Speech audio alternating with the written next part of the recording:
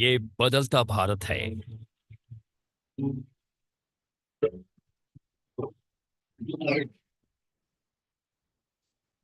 ये नव भारत है नमस्कार दर्शकों, मैं हूं नाविका कुमार और आप जो हर खबर पर नजर रखता है, दुनिया न्यू इंडिया की बात कर रही, इंडिया को सलाम ठोक रही है। उसके पहलू पर रखता है। न्याय यात्रा का जो समय है, राम से बचने की कोशिश है। सिर्फ आवाज नहीं, ये मुद्दा भी उठाता है। कैसे शीश महल की फाइलें रॉकेट बनी। मैंने तो अपनी इन्वेस्टिगेशन की है, उसमें ये कागज आए। आज भी वही शिकायत है कांग्रेस को। वो संवैधानिक था क्या? देश के कोने कोने में बसता ये नव भारत है।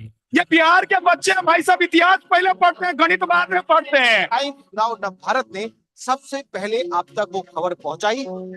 ये बदलता भारत है। चीतों को भी देखने की बात आती है तो दुनिया एक बड़े आइकन के तौर पर हिंदुस्तान को देखता है। बदलते भारत की ये सोच लेकर 2024 के लोकसभा चुनाव टाइम्स नाउ नव भारत करने वाला है कवर। करोड़ों युवाओं की नजर चुनाव पर होगी। उनके साथ उनकी सोच समझता नव भारत होगा। हर पोलिंग बूथ से करेगा सटीक रिपोर्टिंग और स्टूडियो से एक्सपर्ट एनालिसिस। आ रहा है लोकतंत्र उत्सव और बदलते भारत के साथ है टाइम्स नाउ नव Bharat. When every home feels like a stadium, an IPL fan's heartbeat looks like this. IPL 2023 on Star Sports was a testimony that the love for cricket runs deep in India, best experienced in the stadium. The stadium that is inside the homes of millions of Indians. Brought to them by Star Sports. Over 505 million people witnessed history. Over 428 billion minutes was shared in the love for cricket. And over 64 million people came together at the same time to watch two titans clash in the final to remember. Dramatic final, dramatic finish.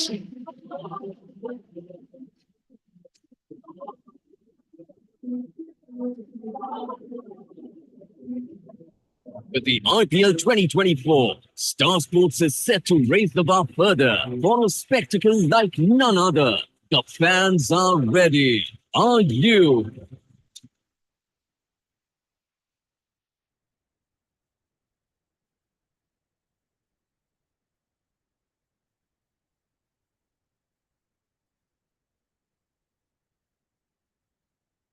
Good morning, everyone. After those amazing partner presentations, I believe our partners deserve a bigger and a warmer round of applause. Let's give them one and encourage each other.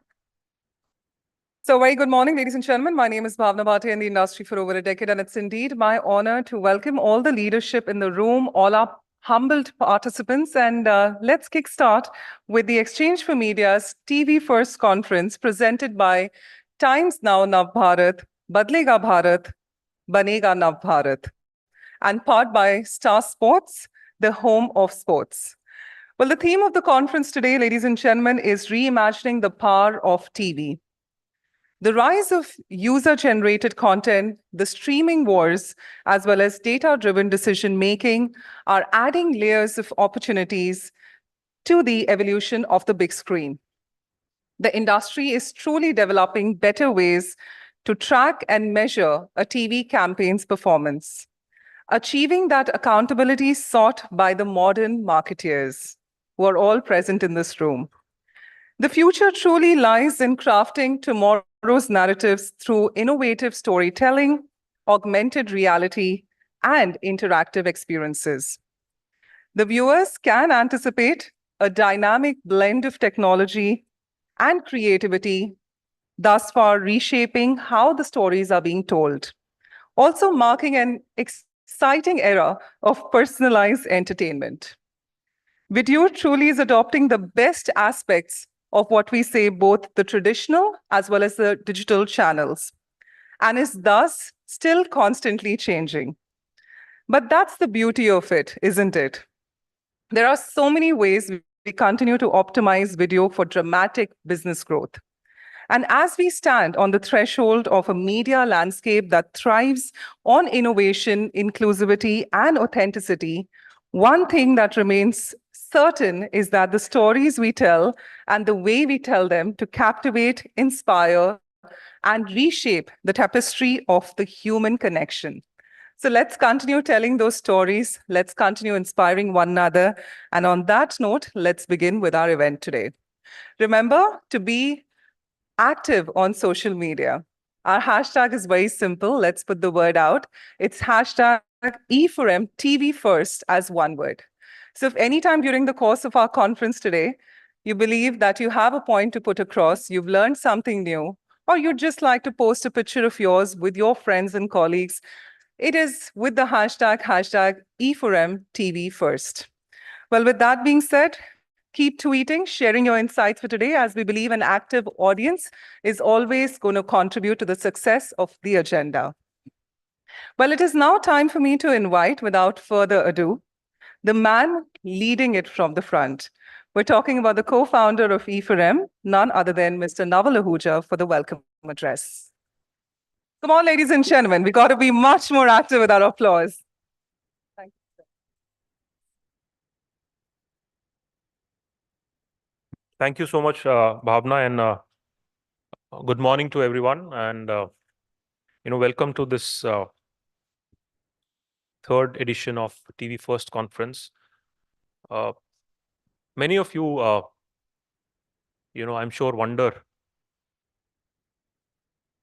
about attending a conference called TV First in this era of digital. We are surrounded by this din of technology, digital every day. In fact, as I was walking up, I saw a message on my phone, an Exchange for Media alert, which said Swiggy increased their ad spend by 28% last year, right? Swiggy is a brand, as we all know, has been built. Who can forget, their IPL ads 4-5 years back, which really got them to arrive, come corner center stage when it came to the consumer's mind space. So this conference, was created with a thought in mind about presenting, putting forward the primacy of television as a brand building medium. Even today, if there's a company that wants to build a long-term business, me as well as many of the experts in the advertising business believe there is no shying away from utilizing TV as your primary medium, not just using TV as a medium for advertising, but utilizing TV as a primary medium, and that's what this conference seeks to do. Just before I came in, me, Mr. Balsara, Ajay Dang were having a chat, and Ajay made a very relevant and interesting point that to build a brand you need to garner fame, and television is the only platform that can help you become famous. Especially in today's environment where D2C brands are still being launched despite the funding winter, dime a dozen, entry barriers are really low. So to become aspirational, you need to be famous, and to become famous, you need to go beyond what you call performance marketing. Put your brand on the big screen. Put your brand where kind of it is visible in a large format. We unveil the Pitch Medicine advertising report around 15th February every year. So I don't have the privilege of sharing this year's or the projection numbers with you. So I'm going to pick up some data from some of the past reports. Before I do that, let me also mention something significant from the year gone by, 2023. As many of you know who are part of the television and the advertising business, time spent on TV in India has already kind of got to some 3.5 hours in a day. 2023 was a significant year in the sense that the time spent went up even further. It got added by a small amount, but 5 minutes on a 3.5 hour base is still a reasonable number. On top of that, live sports like IPL significantly added to the viewership traction on TV. As we all know, IPL last year managed to kind of significantly go back up on ratings after the sort of 2 years of COVID disruption. An EY report as you can see, last November, I think it was, said that TV industry will touch TV advertising will touch almost 425 billion rupees, which is roughly 4,200 crores, 42,000 crores, from the current estimate of 39,000 crores, and that's a reasonable growth. The other thing that has happened for the TV business is subscription revenues have gone up on the back of NTO2, NTO3. So that's growth for TV. So people who have been talking about demise of TV or TV not being able to hold up against digital, I think need to relook at all the numbers that are being put up. Obviously, the strong performance of TV comes on the back of India's economy growing, per capita income growing. State elections just happened, national elections are coming up. So obviously, a lot of money comes into television. Subscription income, as the chart says, will grow by almost 3% going into 2025. Television households will obviously keep growing, unlike what is happening in many of the Western markets and even China. Television households are still growing in India, partly also on the back of a lot of FTA push by broadcasters. There is obviously very low entry barrier to consuming televisions. Continued electrification of area, as we all know, there is still elbow room available, headroom available in India to grow electrification, and hence connectivity of TV and penetration, distribution of free STBs, as I've already mentioned. Very important point. We all talk about how television is still a relatively much cheaper medium as compared to even broadband. Most households who are still on cable TV or even on DTH are still paying between 600 to say 1,300 rupees per month for television connectivity. And when you compare that to the cost of unlimited broadband, I think it's very competitive pricing, availability of television sets. So in view of all of this, television segment revenues will continue to grow. Last week, we had our Pride of India initiative in Chennai. And in association with TAM, we presented E4M and TAM presented a report about how SMB brands, though I don't know whether SMB is the right term to call a lot of the homegrown brands, because many are now already large, the likes of Kalyan Jewelers, Joy Lucas, and so on. So we curated a report with TAM which spoke about how the advertising ecosystem across various media has changed. I just want to show a couple of slides from that which are very relevant to TV. One is about can we go to the next slide? About categories that have consistently advertised more on TV over digital platform. And as you can see, there are almost 130 categories which, despite all the din, the noise, the growth of digital, as our Pitch Medicine report last year also said, digital advertising seemed to have crossed TV in 2022. Despite all of that din, 130 categories have consistently advertised more on TV over digital. And as you can see, these categories cut across all large consumer products, from F&B, personal care, hygiene, personal health care, household products, and so on and so forth. So that's, I think, a very, very interesting data point.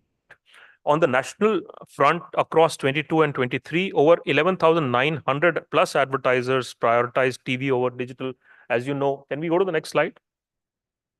As you know, TAM kind of maps the whole ecosystem. Part of our Pitch Medicine report is also based on data source from them. So I think this is also a very, very interesting marker for the TV industry to look at all of these national large brands who continue to spend more, not just more, but significantly more money on television over digital. Amongst regional markets, if you can go to the next slide, 5,000 plus advertisers have exclusively advertised on television compared to digital. So this is not brands, categories, sectors which are advertising more on TV versus digital, but these are companies that are exclusively advertising on digital TV compared to on TV compared to digital. And as many of us understand and know, that the sense many of these homegrown regional SMB brands have of what's working on the ground to kind of push their sales, to push their ROI, they have a much better sense than many of the companies or many of us sitting in large metros. So I think that's a very, very big shout out to the television industry. One last slide about the spices category. uh, 66 share of ads of spices category went on television, and this is a category, as we've seen, has grown significantly in terms of advertising, also in terms of sales in the last few years. This category continues to repose a very large amount of faith in utilizing television as the primary advertising medium. And as Sudhir Sitapati recently said in his talk at a AAAFI seminar, advertising is what helps build brands. And one of the first things he did after he left HUL and joined Godrej was bump up his advertising spends.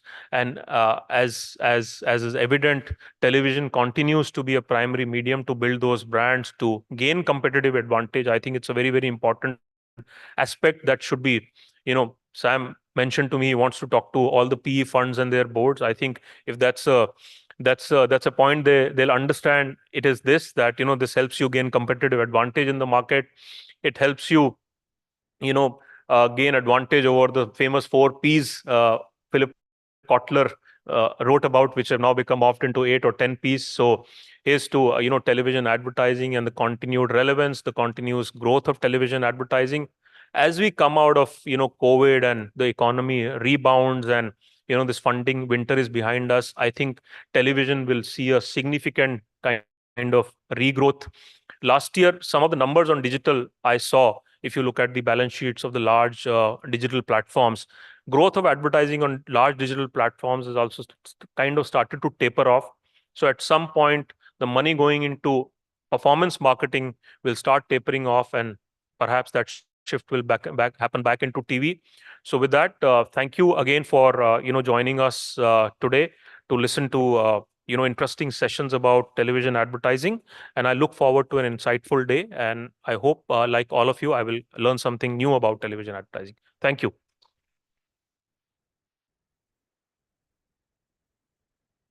Thank you so much, Mr. Ahuja. Of course, some great pointers coming from the welcome address as well. On that note, ladies and gentlemen, it's now time for me to welcome a visionary, a business tycoon, a leader who has created positive ripples with his persona, resilience, and flawlessly taking those headstrong decisions. We're talking about none other than the chairman and MD, Madison World, Mr. Sam Balsara, to join us for our special keynote on why large advertisers prefer TV first. Ladies and gentlemen, it's Mr. Balsara. I think we can give a bigger and a better round of applause. I think my daughter will do that.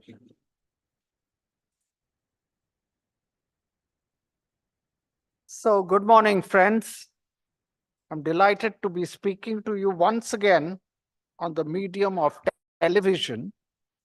And I've chosen a more specific subject rather than a general subject, which is why large advertisers, even today in a digital age, prefer television as an advertising medium and spend very vast amounts of money on it. Are they stupid? Are they clever? Are they just stuck in an old world?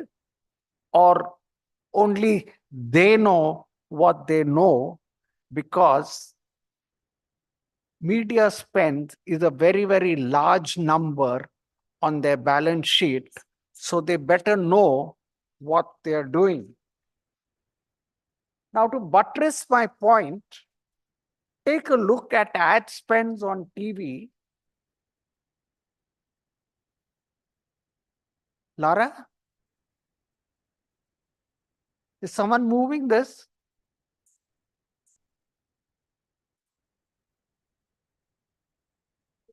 Yeah. So take a look at this graph. In 2012, ADEX was about 11,500 crores, TV ADEX. In 22, it comfortably crossed 30,500 crores. That's about an 11% compounded annual rate of growth. to know the number for 2023, I'm afraid you have to meet me again on this forum on February 15th, when we will present the Pitch Madison advertising report, which will give you a snapshot of what happened in 23 and our prognosis for what to expect in 2024. Now, as they say, you can get numbers to prove almost anything that you want to say. And I think that is true for the graph that I showed you earlier. Here are the same figures viewed in a different way from a contextual point of view. This graph, which gives you share of TV ADEX among total ADEX, tells you a completely different story. So whilst absolute numbers are going up for TV, it's true that its share of ADEX is coming down steadily since COVID year. So from a high of 42% to a low of 34% in 2022, I can say that this trend is unlikely to reverse in 2023. Look at similar numbers in a global context. Globally, TV share of ADEX in 2022 is estimated to be only 18% by the respected WARC, compared to 34% in India, twice as much. So let's ask ourselves, are Indian advertisers and marketers smarter, or are marketers and advertisers in other countries getting swayed by the digital juggernaut?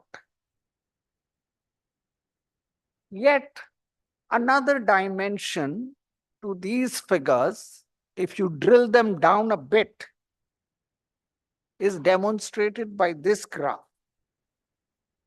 While share of TV ADEX in 22 was 34%, if I take the TV ADEX of only top 25 advertisers, then top advertisers spend 60% of their advertising budget on TV. And it has always been like that, varying between 60 and 65%, except in COVID year. If I looked at the figures for top 50 advertisers, again, they are similar. The number ranges between 58 and 62%. So the obvious question that strikes me, and I'm sure will strike all of you, and should strike the media and the advertising and the marketing community at large, is why do large advertisers spend twice as much as the others do on TV as a percent of their total spend? According to me, there are three main reasons why large advertisers spend, or should I say still spend, a very large proportion of their advertising budget on television. The first is because it is efficient and also effective. Secondly, television seems to score much, much better on a metric called attention, a relatively new parameter that advertisers now believe should be looked at whilst evaluating media options. And third, and quite importantly, important from a brand building point of view, the lingering effect of television we have seen is much longer than that provided by other medium. So let's take a closer look at these three reasons. First, efficiency and effectiveness. A simple reason, according to me, why TV is more efficient for large brands is that currency for TV, from the point of view of buying it, is CPRP, cost per rating point, and not cost per thousand. Cost per thousand for TV reduces considerably if the brand's target group is large. As a rough benchmark, we say that for those brands with a target group of more than 40 million, TV is far more efficient. Perhaps if the target audience is less than 40 million, much less than 40 million, digital may make sense. The currency of CPRP on TV is advantageous to the advertiser. Can we see the next one? To the advertiser and detrimental to the media owner. On the other hand, currency of digital, CPT, is advantageous to the media owner and detrimental to the advertiser. Another advantage of TV we have to recognize is that TV delivers very often huge spillover of audiences free of cost. If you had a plan to reach 2.4 million female adults of age group 22 to 40, SEC A and B, your media agency will give you a media plan reaching 2.4 million such women and giving you a CPRP for it, which you may find quite acceptable.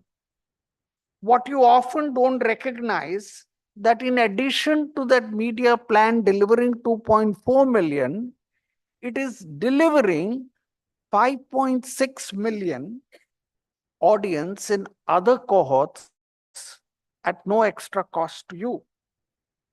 On the other hand, in digital, we have to pay for every single person that you reach.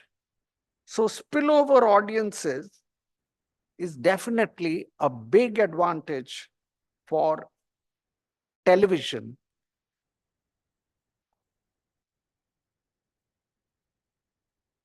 For a lot of brands, spillover audiences are critical because we have seen that a very large number of people from diverse target groups buy most large brands, which defy a very narrow or sharp target audience definition.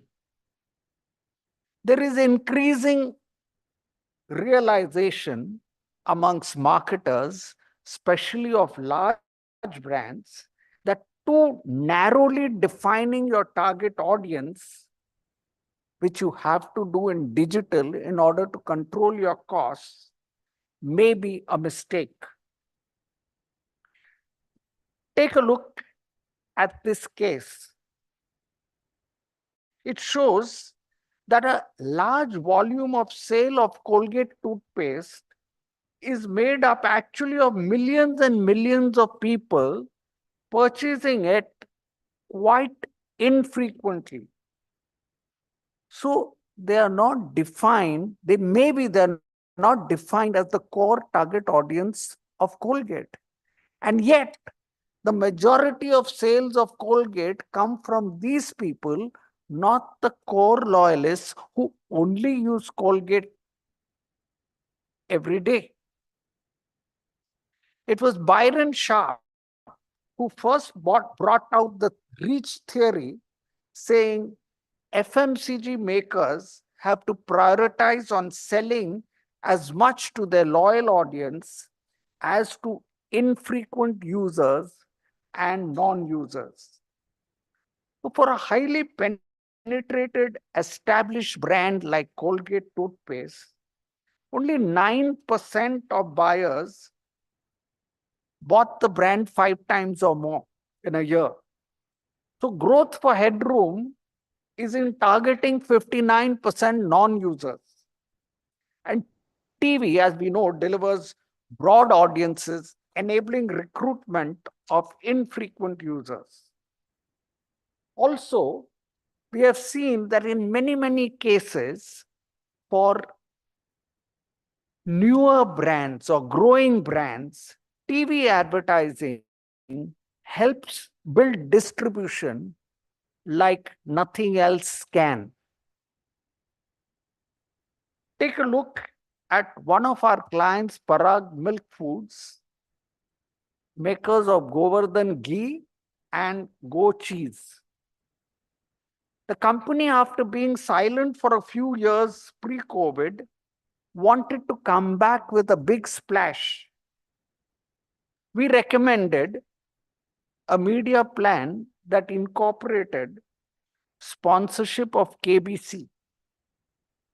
Whilst, of course, brand equity measures went up dramatically, and so did word of mouth, the company, to their delight, found that there was another very serious and major unintended benefit. And it must be because the company reported this in its analyst meeting. They said the company's ghee distribution grew 37% and we doubled our reach for Go cheese by doubling distribution. So on the first point, I say TV is very effective and efficient for large advertisers. It is cheaper than other mediums in terms of cost per reach point, a very important parameter that all advertisers and marketers must track, and not just low CPRP. TV delivers spillover audiences free of cost, and these audiences invariably contribute a lot to brand sales, could be as much as 30, 40, 50%. And TV can improve distribution coverage. My second point is that TV drives attention, a relatively new parameter that advertisers now believe that should be looked at when evaluating other media options. I hope all of you by now have heard of Professor Karen Nelson Field, who I spoke about in a presentation some years ago pre-COVID. Some of you, I think, had the pleasure of meeting her in our own city very recently. She's a globally renowned media science researcher and is best known to establish equivalence norms for different media on what she calls the attention metric. TV attention metric is 46% in the case of a 30-seconder. It goes up to 50% for a 15-seconder. But for a skippable 20-seconder, it can be as low as 25%, going up to 40% for a 6-seconder. I must highlight to you, before you take these figures very seriously or try to apply them for your brand, this is a generalized chart from another country for a category. In actual effect, these numbers vary quite a bit by geography, demography, and messaging. We are hoping that we will be able to establish our very own attention metrics in India very soon. So what is attention and why does it matter to an advertiser? Given the fact that there is so much what we call noise in the marketplace today compared to, say, the early days of television when Doordarshan ruled the roost.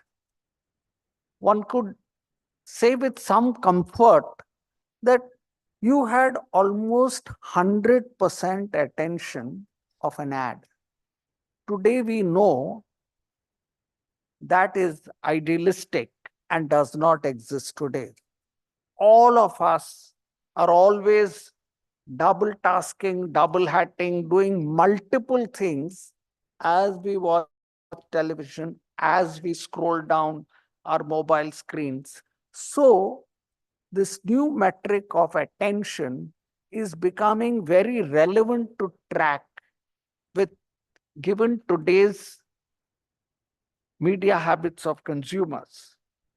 She studied in this example two campaigns with similar ad budgets, but with varying media mix. And she found that in one case, where the attention adjusted seconds were substantially higher than another media plan, the outcome was actually more than double. In another case, she concluded that there was a 65% increase in outcome when the media mix is optimized to increase GRPs adjusted for attention. So it does appear that the attention metric in today's world is becoming critical, and attention adjusted GRPs, if I may call them that, are actually a critical medium to track because they have the ability to drive outcome at scale. My third and final reason why I believe large advertisers prefer TV is because TV ads have a longer lingering effect.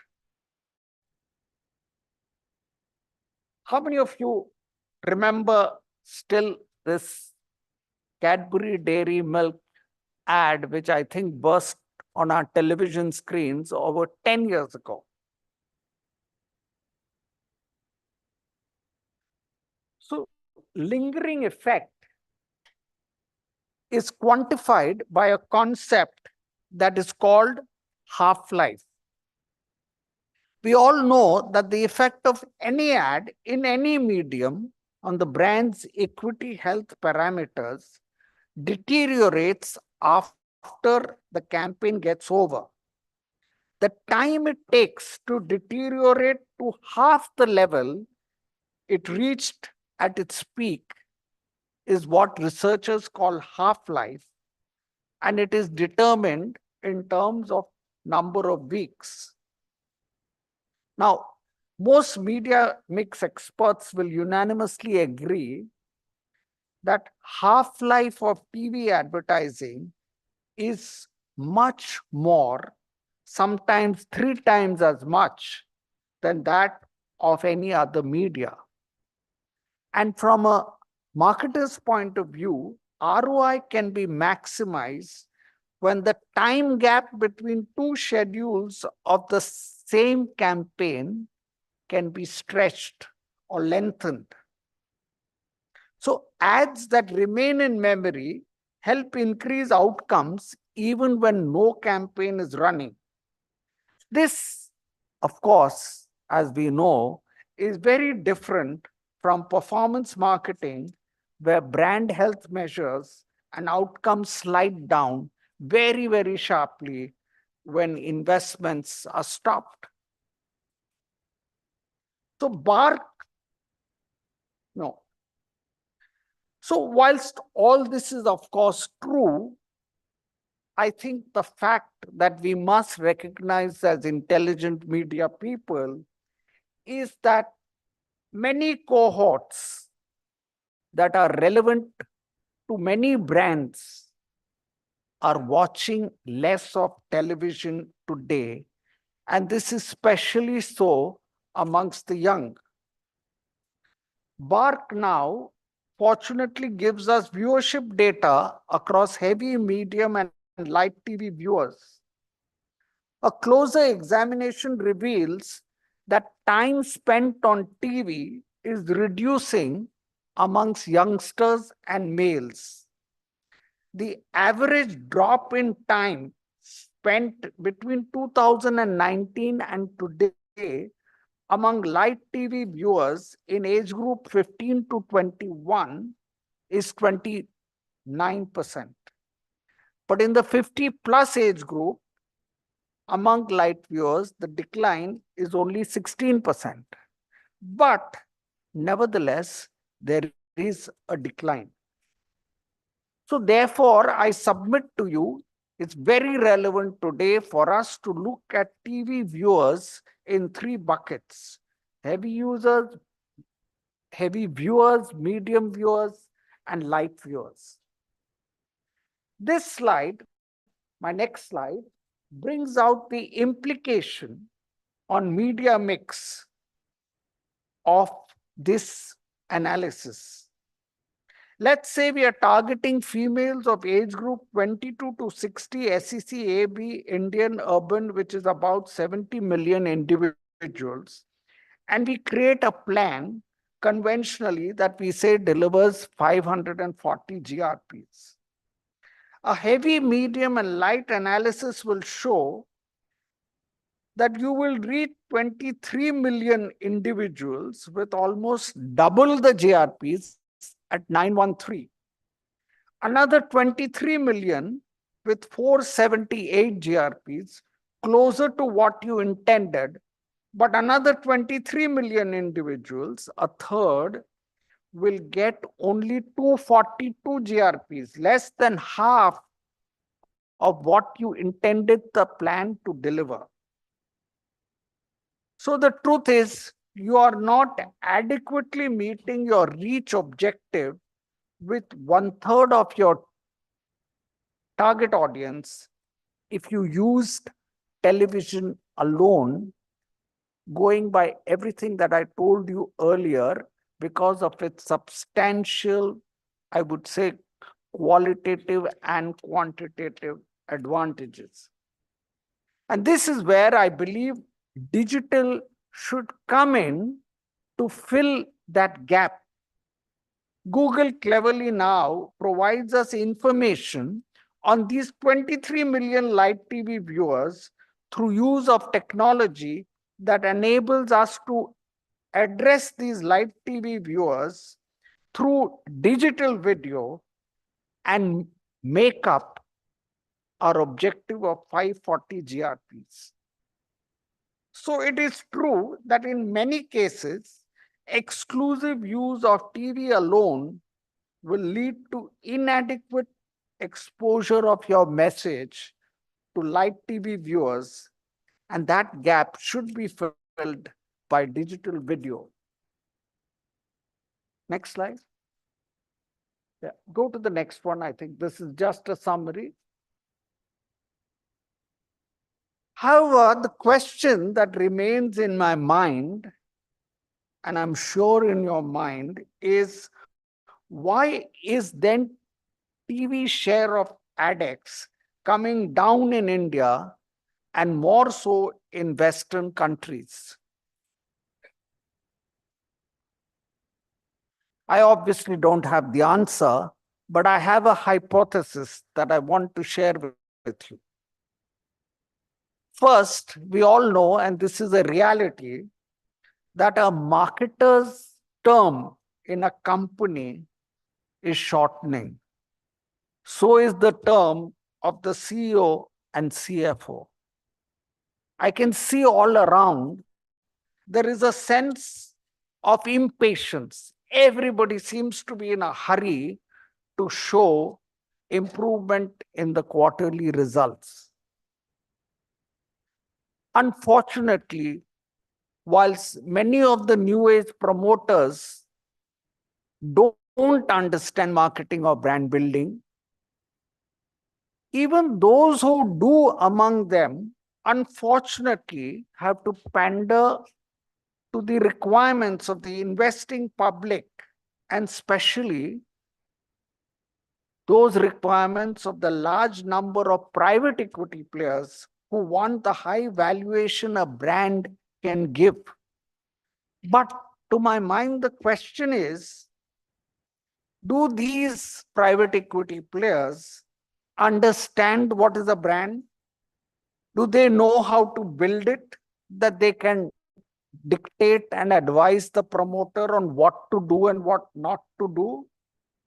Do they know that only a brand with strong brand equity built over time can deliver sustainable, huge profits?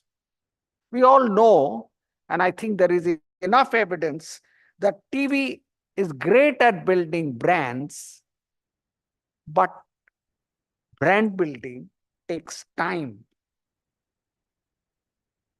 But it offers in return substantial benefits with sustainable profits in the long run.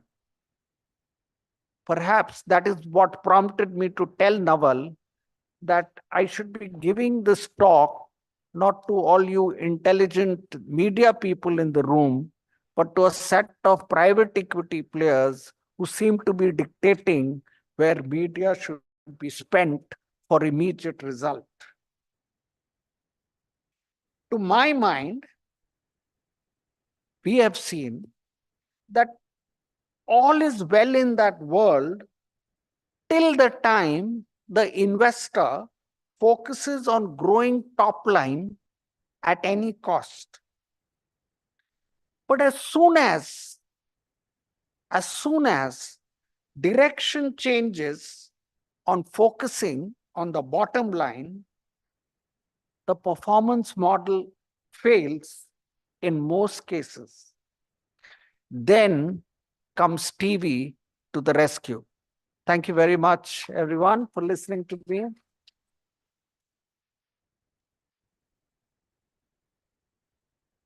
Thank you, Mr. Balsara. Well, Mr. Balsara, firstly, a great honor having you here amongst us. And how can we not have you being felicitated? May I please request the starlit walk once again towards the stage? And if I could have now the honor of having the Head Product Revenue Strategy and Consumer Marketing Sports Disney star, Shubhra Saraf Sethi, to kindly join us. Shubhra, we'd like to have you on the stage and help us to do the honors to Mr. Sam Balsara. Well, ladies and gentlemen, what an excellent point Mr. Balsara pointed out, that though the total TV addicts has been continuously and significantly growing, the share has reduced, but yet the large advertisers are contributing to over 60% of their revenue towards TV. Can we please request our dignitary Shubhra to help us to felicitate Mr. Sam Balsara? And I love when you have a leader of his stature on stage, there's of course going to be a lot of conversations. May we request the both of you to please pose in for a lovely photograph. Well, ladies and gentlemen, let's continue the applause.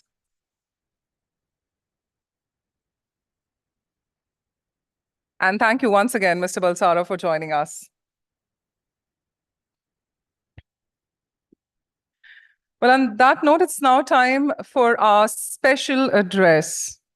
After a great session like this, wherein we've got the precedent set, it is about TV first. May I now request our next leader, who's the President, Head Marketing, Ultratech, Aditya Birla Group, Mr. Ajay Dang, to kindly join us for a special address on theory of advertising and TV. We couldn't have had anyone better of his stature to join us on stage on this particular topic.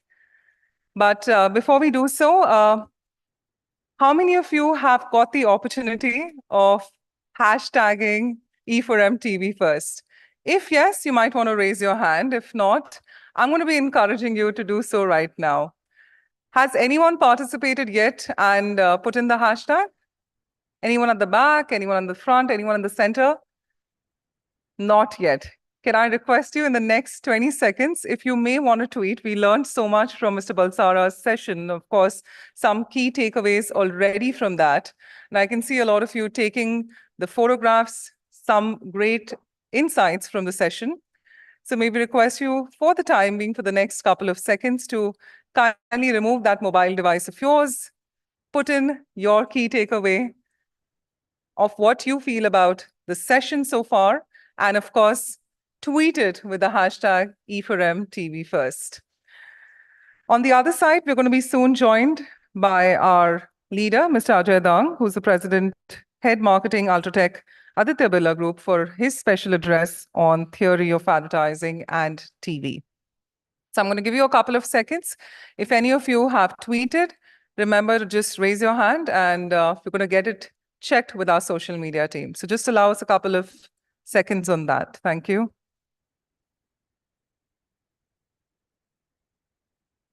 And the ones who are still wondering if they should, I think it's now time, because I'm going to be asking you shortly on what you have tweeted. So remember to just take a moment, because it's always good to listen. But after hearing such an amazing session, I know there's one takeaway you'd like to post. So I'll give you a couple of seconds on that.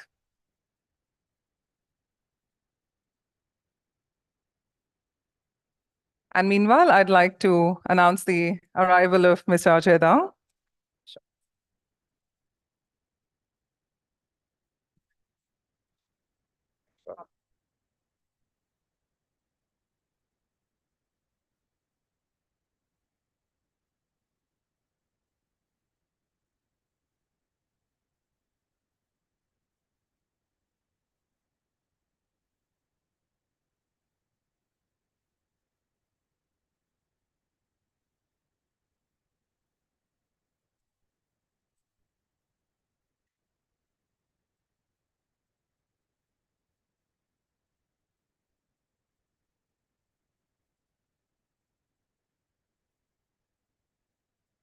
Sam, we should do a little coordination better, because I don't know, not much left after what you said, and I think the thoughts are exactly echoed.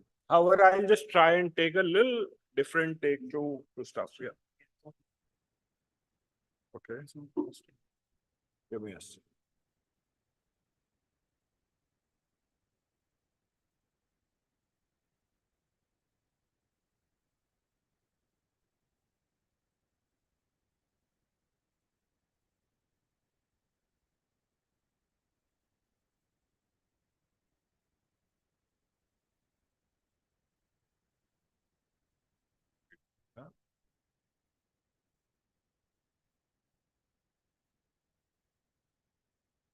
Right.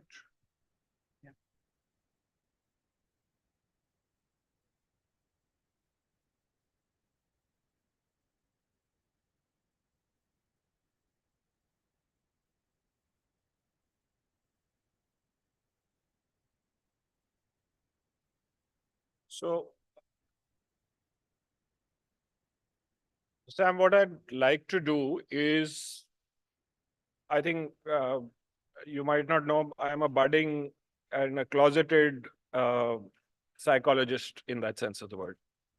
And instead of going towards the media numbers, I think I do a fair amount of on-the-side reading, on-the-side research, on-the-side work on some of the very exciting stuff that's been happening. You mentioned Karen Nelson, but there's some exciting stuff happening in terms of studying of our core consumers, which is human beings, right? And I think there have been people like Dr. Ian McGilchrist, who've talked a lot about decoding why, not only why trends are there, but why human beings behave the way we do, right? Why we, for example, asking the basic questions, why we have two different halves to our brains. Why, if you may, post 2006, across the Western world and across the world, advertising effectiveness seems to have gone down, right? Sorry?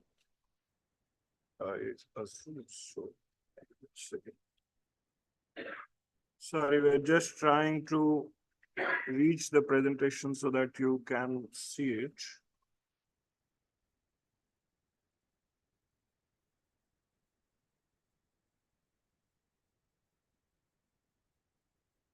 Yeah, it's fine, so.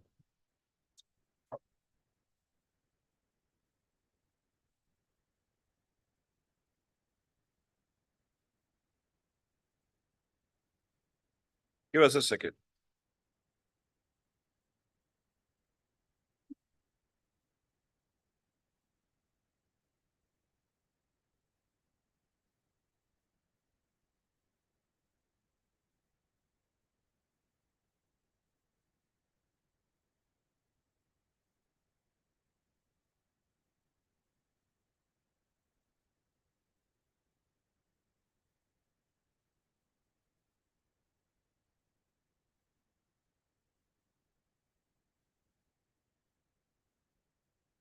Yeah. Everybody want to take the? Okay. So I think there's some fairly interesting and fundamental work that's happened in terms of understanding who we deal with and how human beings behave and how we make decisions. And finally, I think as marketers, as business people, our key job is not clicks. It's not GRPs, it's not reach, it's not frequency. It's making some delivery, it's making some change happen, making some decisions happen, and actions happen at the other end of the pipeline. And towards which, I think taking a cue from a few points that you mentioned, I just tried to dwell into why sometimes we forget the basics and what some of the latest science is telling us in terms of dealing with the consumers and why media works the way it does, right? There's some interesting perspective. So as soon as the deck comes, also as a opener, I think I'd like to share something that I do as a ritual at these events. Is there somebody from the building construction industry in the room? No. Okay. So that's something that I routinely do at these events, which is essentially,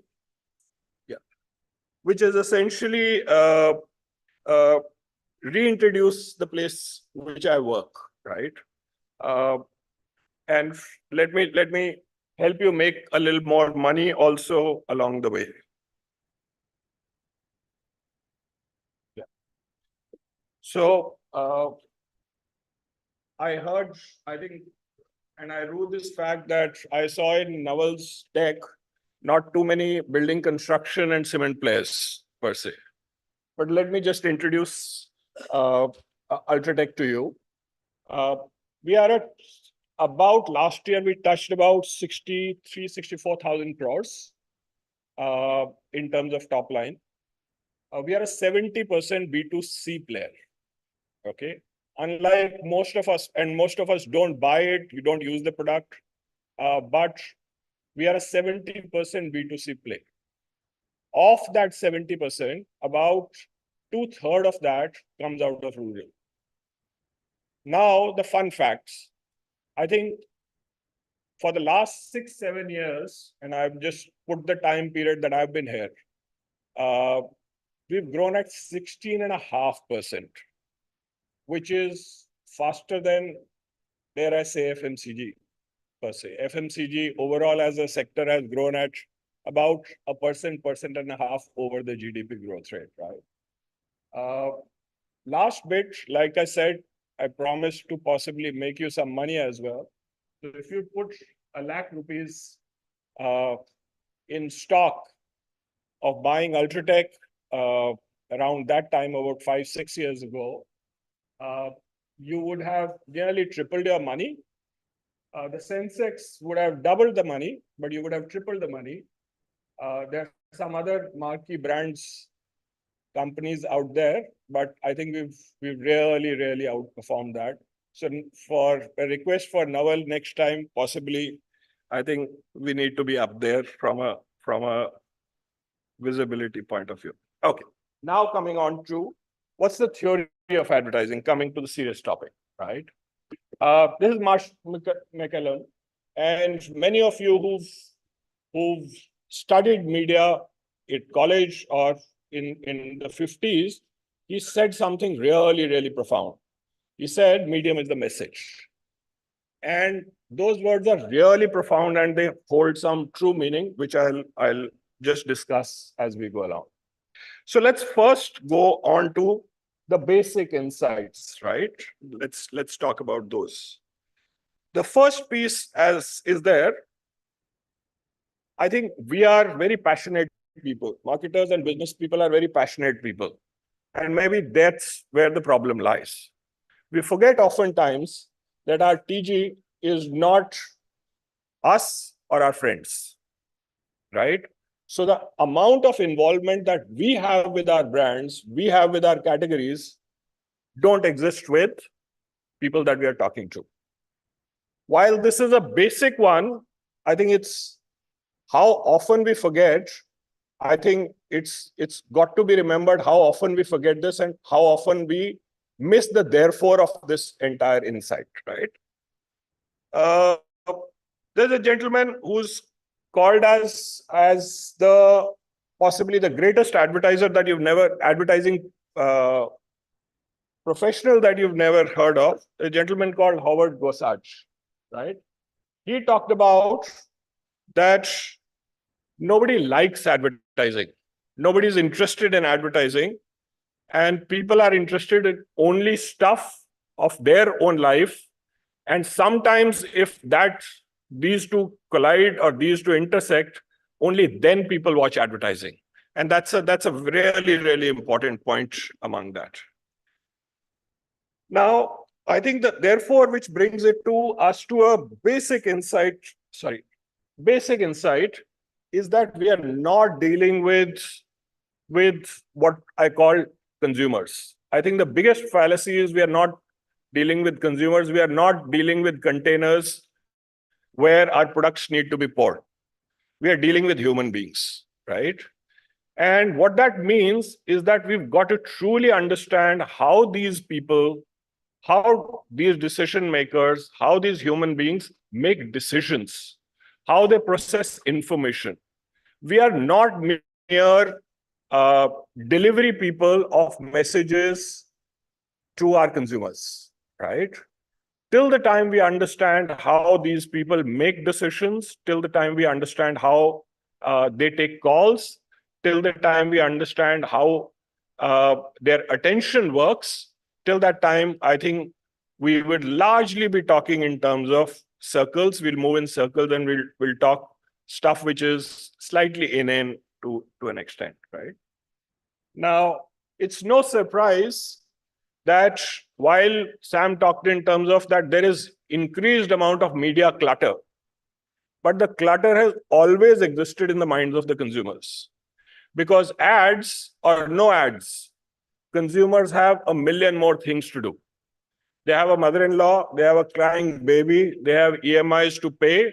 And within that processed piece of information, I think it is us who have to find our slot and our way, right? And if we've got to think from that point of view, we've got to understand, and some of the greatest marketers understood this. They understood that the consumers don't care about your product, your services, or about you at all. They only care about your dream, their own dreams and their own goals.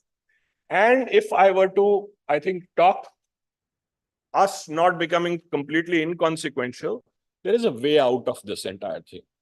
The way out of this is, if we truly understand this being that we are talking to, if we truly go to the latest science that has understood as to how decision-making, how information is processed among consumers, and also we align ourselves to the goals of our consumers, that's some time where we have some headway to make, right?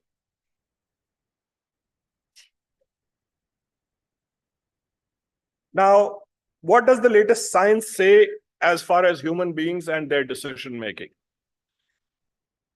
The first big thing, which this gentleman who got the Nobel Prize in 2002, Daniel Kahneman, talked about, he said that human beings are to thinking as swimming is to cats. We can do it, but we don't like to do it. Now, somebody's carried forward that thought and asked as to, okay, if we don't like to think, what's the core purpose of a brain, right? And what the latest science tells us, the core purpose of brain is not thinking. The core purpose of brain is to keep us alive. While you're listening to this presentation, you're breathing. You're digesting the breakfast that you had in the morning. You're regulating the temperature of your body, and the brain is busy doing far more important jobs of that nature, and thinking only comes as a secondary activity to them, right? Now, what does that mean? What that means is that among the various, as nature has fine-tuned our thinking, our brain, and the mechanism by which we survive, finding out which flavor of fabric softener that you launched in the market is least of the importance for the brain to absorb and take down its memory, right? So how do we make decisions? Whenever human beings have a jobs to be done, whenever there is a task ahead of me, I don't start from base zero. When you talk about Mahatma Gandhi, I have a history of the entire freedom struggle in my head. All those memories, all those associations come forward, right? And it's not the base zero processing like a computer starting 2 + 2 = 4 that you start with, right? Therefore, our task is not providing more and more information. And we can never simultaneously, the bad promise that digital advertising has done, we can never simultaneously attract or identify the exact moment when somebody is thinking of the jobs to be done and provide the correct information right at that moment, despite the much promise that digital advertising has done to us. It doesn't work that way. Human beings don't work that way, right?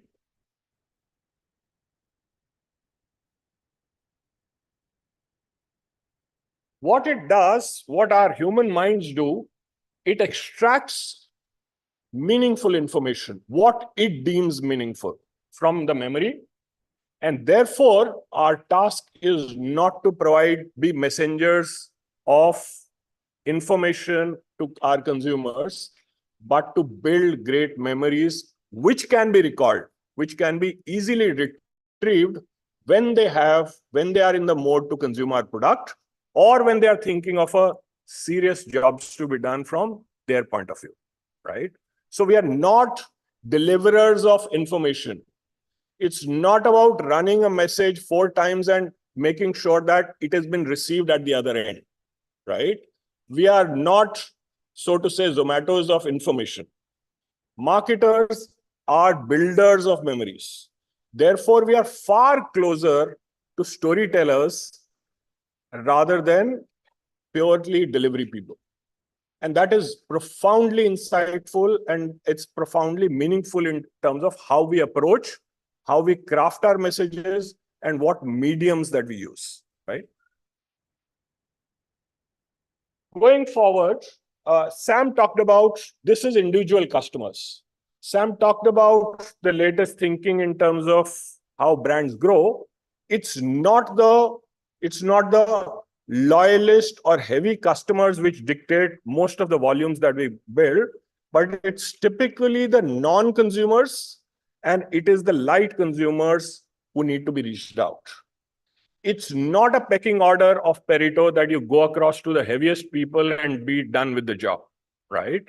So how do you therefore go to people who are not interested in what you have to say, who have a myriad of problems to solve in their life, who might not be in the process of buying your category or thinking about your category, and yet build memories for those people? How do you do that? That's the challenge that marketers and business people face. Also, this problem is compounded, especially in case of India. When we think in terms of India, most of the categories are very, very low penetration. So your growth doesn't lie in the core consumers, the 5-6% of people who are already consuming you, because they already have a memory structure built for you. Your job requires you to reach out to people who've not thought of your category, but who are potential non-buyers or light buyers of your category. So how do you do this rope trick of building memory for somebody who is not interested in you, right? Therefore, the key tasks from advertisers and marketers' point of view are three. One is gathering attention. We are in the business not of media, but we are in the business of harvesting attention. And dare I say, we all talk in terms of media. IPL is consumed so many minutes. TV is consumed so many minutes.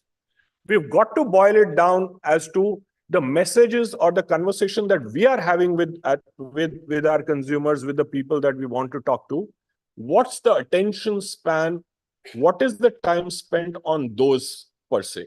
So in 3.5 hours of TV viewing that an average consumer does, the attention that somebody gives to advertising is less than 10 minutes, right? That also varies tremendously by the medium that we go to. Remember the important quote that I talked about, that medium is the message. And attention, as Sam also talked about, is hugely dependent on the medium delivering the message, not the message alone. The second piece is the way to lodge memories, build memories in people's mind, which can be retrieved later. The second large tool is emotion, right? And media are varied in terms of their ability to deliver emotion.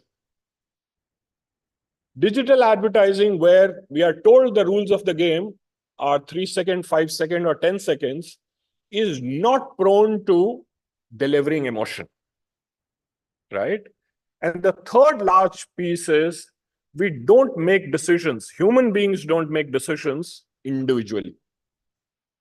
Remember what Byron Sharp talks about is that you've got to build mental availability and physical availability. What is missed is an important point, that you've got to build both together.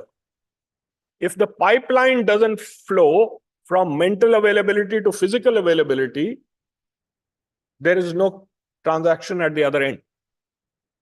And for this to happen, a lot of astute investors, people, business people, they're very clear that at times you need advertising not for consumers, but to build distribution. And to build both mental availability with consumers and mental availability with the retail, so that finally mental and physical availability both can happen simultaneously, right? That's what fame is needed for. You don't need fame for anything else. Second piece, when we are talking in terms of consumers getting into categories which are very low penetration, which I have not done before, right? Especially, let's say, in my category, people, most times, 99% of people build their home once in their lifetime. So if you are getting into a decision which is not necessarily what they're familiar with or they're very deeply involved with, what do? You follow the heuristic of risk mitigation. If I've heard the same thing across from 5 people, that must be true. And that's served the human race for a very long period of time. And we are not going to leave that heuristic in a hurry, right? Therefore, fame is of crucial importance. When I talk to consumers, when they've heard India's largest cement company or India's largest cement brand, Their heuristic is very simple, is that you've gone on national television and talked about this claim, and if nobody's challenged it, this must be true. And it's a damn good reasoning from their part. They could be fund managers and manage risk because they've done a heuristic which makes perfect sense. If they've got to take a risk, which is a very large risk, they at least know there are 1 million more people who've taken that decision before and they're fine, right? So fame is another big piece which is there. And like Sam mentioned, all mediums are not great at building attention, emotion, and delivering fame. Sam talked about this chart in terms of the amount of attention that various mediums deliver. There is another fun bit that is slightly more generic, right?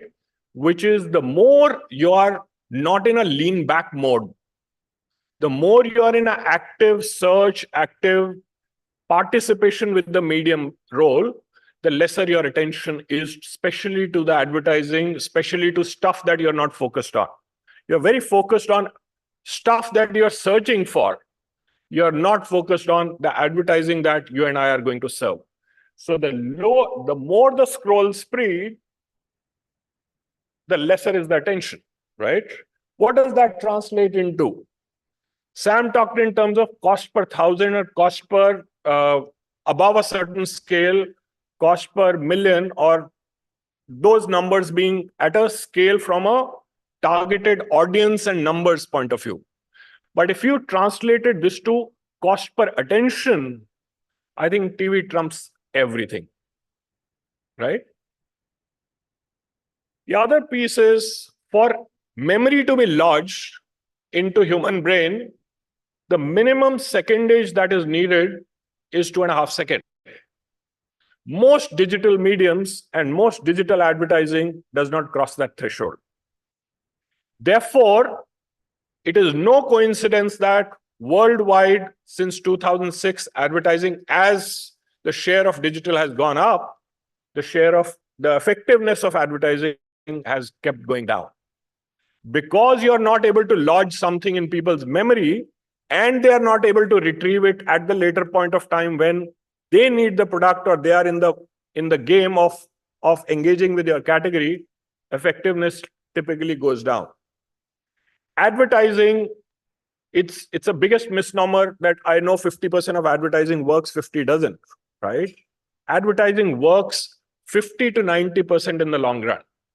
And if you are not able to establish memory, and if you are not able to establish things in people's head, you've lost the large plot of advertising. Yeah. Sam talked in terms of the building, not only having a high attention to start with, TV also retains your attention for a longer time.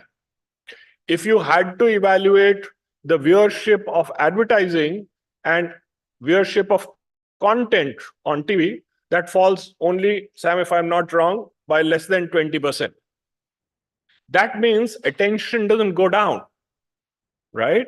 It holds attention for far longer as a medium versus something which is a lean-in medium, which is digital, right? Now, it's a classical example. Let me kind of give you the trick. These are two things that I searched yesterday, right? So the biggest search engine is not Google. It's not even Amazon. The biggest search engine is your mind. And that's the most precious real estate for an advertiser. Now, only after my fingers typed this, what came across, what I typed Essex as shoes, you got a full list. And you won't wonder on the Essex brand manager's dashboard, this would be attributed to digital. I come from a farming state, Punjab, right? So the farming analogies are very real to me. Digital does the harvesting job really well. So all the bits that Sam talked about, long term, you've got to you've got to plow the field, you've got to water the plants, you've got to put in the seed, and then you can harvest. So digital does the harvesting job really well, but not necessarily, you can't go on harvesting without sowing, right? It has a role, but it can't do, that is the real reason why it can't do long-term brand building. But when both mediums come together, you are doing in equal good measure sowing and harvesting, you have a good crop, right? Also, I think mass reach is not possible. Let me demonstrate two small events that you would remember. This is 2008. Can you imagine IPL, leave apart the brands being built on it, right? That I might have a debate, but IPL being built without television. It provided a communal viewing experience, not only to the 20, 30,000 people in the stadium, but the entire country viewing it together. And like I talked, there is a value to fame of all this happening simultaneously. So 3 consumers watching it once together versus 1 consumer watching it 3 times is not the same. Maths doesn't add up. There is great value. Why impact is paid for? There is great value in aggregation and delivering a large sense of communal experience together. These are things that we'll remember, right? At least those who are old enough. I would bet 22nd January wouldn't have happened without these events happening on TV. Yeah. The other important piece is it's a powerful signaling moment, signaling medium. When I talked about we are dealing with human beings, the big piece is not just the message. The big piece is trust. Do I take a message, multiply it with trust, and then take the decision? And TV, because of the scale, builds trust. TV talks in terms of it's popular. If it's on TV, it's popular, right? Oppo launched in this country just to achieve status scale. They went on some of the biggest impact properties in the country, right? They are not stupid. You are a successful brand because you are on television. Dealers talk in terms of that, look, if the company is investing and putting a bet behind being on television, I think it must be worth my investing my money into it, right? It talks greatly about financial strengths. And it talks about that if you are advertising on air and you are putting a costly signal out there, you must have some quality, right? Those signals are very, very important. And therefore, it builds great amount of trust, okay? So that's all that I had to kind of share in terms of the why of, Sam talked in terms of some of the metrics in terms of delivering great attention, delivering great amount of audience, fame, distribution, and why large advertisers are there. I've just tried to step back and see from the latest science point of view as to why these things happen. Because we are not in the business of delivering messages. We are in the business of lodging memories into people's brains, so that when they are in the market, they can take a decision. We are in the business of building trust with people rather than just delivering features and benefits. We are in the business of making sure that the retrieval of emotions, retrieval of messages, retrieval of you being the solution happens far more frequently and far more conveniently when our mental availability and physical availability both become together, right? Thanks. Any?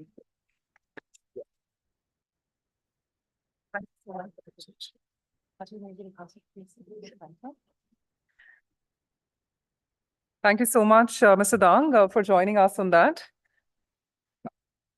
Well, if I could have now the editor of Exchange for Media, Nazia Alvi Rahman, to please join us and help us in felicitating. You know, one thing we've truly learned, it's about the business of harboring attention. And, you know, Mr. Balsara also rightly said how TV commands that attention. And I'm sure both these sessions have commanded that attention. Let's give them a big round of applause. Such a positive note to start with the E4M TV First conference. And thank you so much, Mr. Dang, for joining us.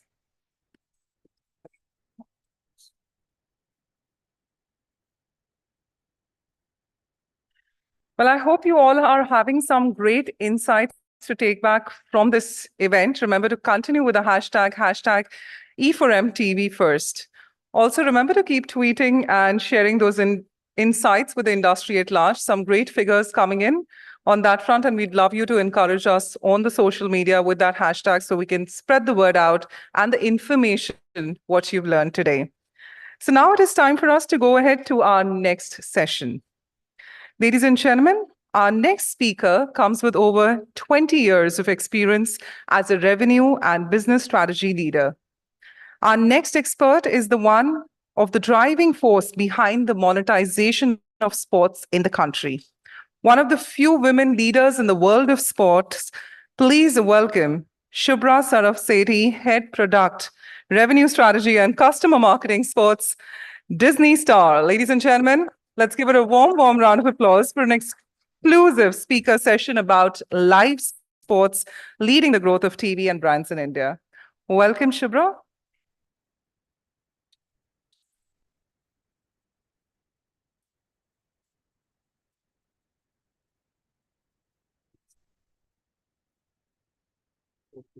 This is not linked.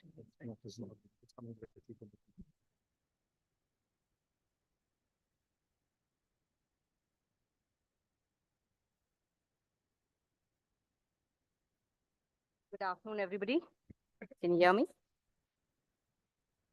Hello? Yeah. So those were really powerful sessions from both Sam as well as Ajay. And, while we spoke all about the power of television, the scale of television, and the fact that it garners the kind of attention that it does and how it helps bring brands alive. What I wanted to speak to you about is sports, something which truly harnesses all of those powers that we spoke about, whether it is scale, whether it is the power, or whether it's about brand impact. And the power of both of these, whether sports reaches out to not just the viewers, but brands alike, and helps you really witness the kind of scale that we have to offer. So I like to speak to you about how we at Star Sports are leading the growth of television and brands in India. I think one thing which is for sure is that the scale of TV in India is unparalleled. It's undenied. I don't think anybody in the room has any doubts about the scale of television in India. The fact is that we reach out to almost 200 million, more than 200 million homes in the country. And that's close to 900 million viewers. To put that into perspective, and let's look at some of the parameters which are so often used by everybody in the room, right? It's part of our daily lives to talk about, let's say, the online video viewers. And there's a lot of talk about how digital is growing. If you look at the scale when compared to the online video viewers, this is almost 2x. So online video viewers in the country are somewhere in the range of around 450 to 470 million. And if you look at the scale of TV, television reaches out to or close to 900 million viewers in India. Secondly, if you look at the UPI users, now the UPI users are, I think everybody in the room would have used some part of UPI either today, yesterday, and probably it's part of our daily lives. But as Ajay said that, we are often colored by what we see around us, by our friends and families. The size of the UPI users in India is around close to 300 million. And the television reaches out to 900 million. So that's almost 3x the size of the reach that television provides. So the scale is massive. And then, of course, if you look at the online shopping, we spoke about the, I think Ajay referred to, search, and platform search is now a big way to go. If you look at Amazons and Flipkarts of the world, the total number of online shoppers today is around 220 million. Compare that, to give you into perspective, the size that television has to offer in terms of the number of lives that it touches every day.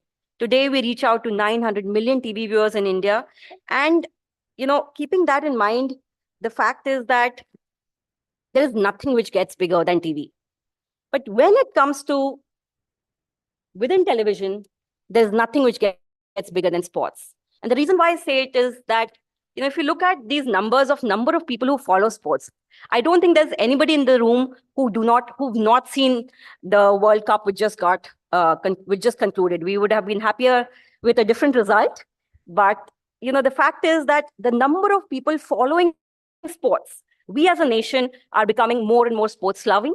And therefore, from 2020, when we were around 730 million was the number of sports viewers in the country, that's grown by 10% in 2023 to 809 million. So if you were to put into perspective, out of the 900 million TV viewers, more than 800 million viewers are viewers of sports. That's the scale which sports has to offer. And it's not just large scale, but it's still growing. And growing on a base as large as that is something worth talking about. It's not just driving the sports growth, but it's also driving the growth of television in India. And the reason I say that is because every time there's a large marquee event in the country, whether it is the IPL, the Asia Cup, the World Cup, or even the bilaterals, there is a growth in subscriber base in India. The pay TV homes in India are growing, if you look at it, and largely sports is a large contributor towards this space. It continues to attract fans from across the country, and we have seen this fan base grow, as I said, by 10%. The pay TV homes in India have grown from 163 million, which was 3 years, the IPL 2020 during the pandemic. We were close to around 163 million pay TV homes. That has grown with the latest World Cup to 173 million homes. In fact, just very recently, Harish, who's with Tata Play, spoke about how every time there is a sports property, there is a growth in subscriber base. And this year, 2023, has been a year of massive growth on sports. If you look at the HD TV homes, which is also a representation of the premiumization of the economy, it is a representation of the premiumization of the television households in the country, has grown from 36 million to 71 million. That's almost 2x. Very often we talk about the CTV, and I think it's a very popular topic these days to talk about the size of CTV homes in India. The fact of the matter is that, again, I think Ajay referred to it, that we get colored by what we see in and around us. The number of CTV homes in India is somewhere in the range of 20 to 30 million, right? Compared to that, HGTV homes in India today stand at 71 million. That's all more than 2x. So almost 3x is the kind of size that we offer. And sports is playing a large and a key role in growing the overall television and the HD base in India.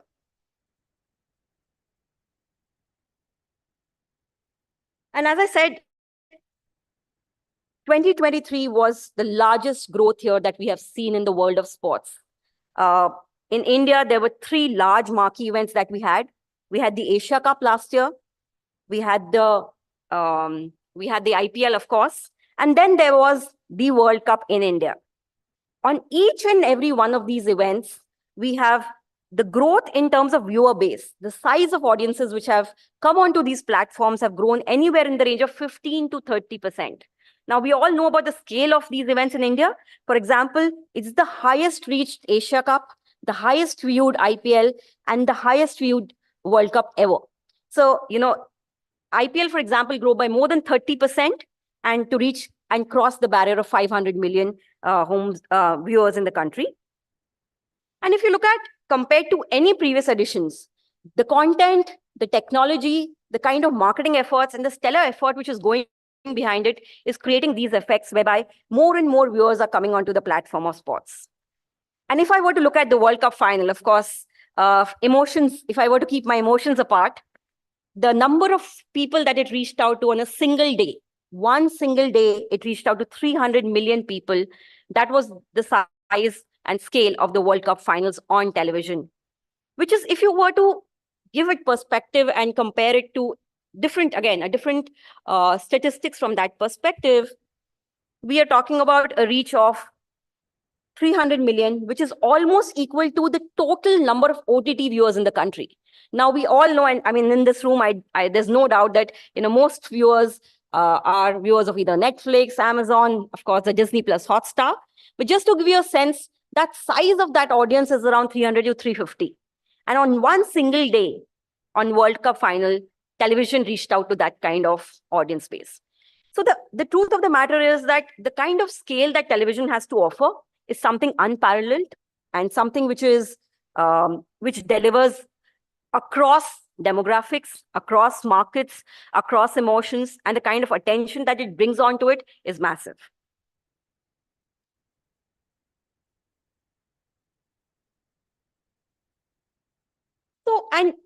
So what is it about live sports that brings people together?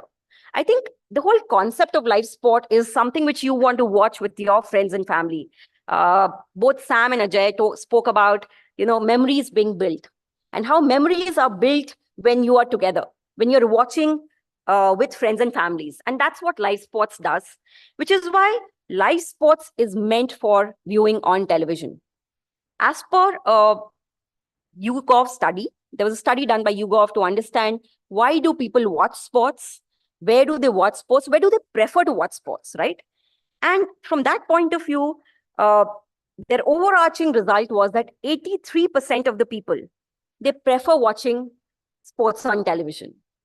Now, if I were to ask anybody in this room, how many of you would like to watch an India-Pakistan game alone on your device versus watch it with family and friends on a large screen?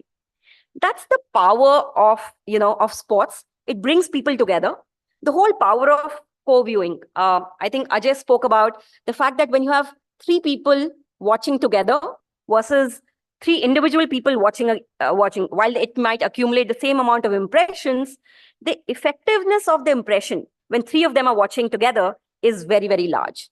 So the importance of co-viewing, the importance that it does is that it drives conversations. So today, when brands advertise on television and when they see an ad which is happening on IPL, you are with your family and friends discussing not just what's happening on screen in terms of course, what the game is about, but also about every ad. Today, me, my son, my grandfather, my mother-in-law are all discussing the same ad. And that helps develop memories. That helps bring in more attention. And which is why a very interesting study done by Sync Media, and they've looked at actually more than 10 brands, close to 13 brands which were there on IPL last year. And these brands took up a study to understand attribution, right? Today, how many, while I'm advertising on television, I'm advertising on digital, where am I getting my ROI from? Where is the improvement in my business KPIs? Because ultimately, brands are there to reach out to consumers, to connect with consumers, and to have a business and a brand impact. The fact is that these shared experiences showed that 85% of all the improvement in the business KPIs, whether we are talking about in terms of increase in awareness, increase in consideration scores, even brand impact, every business KPI was driven, 85% of all that impact was driven by television.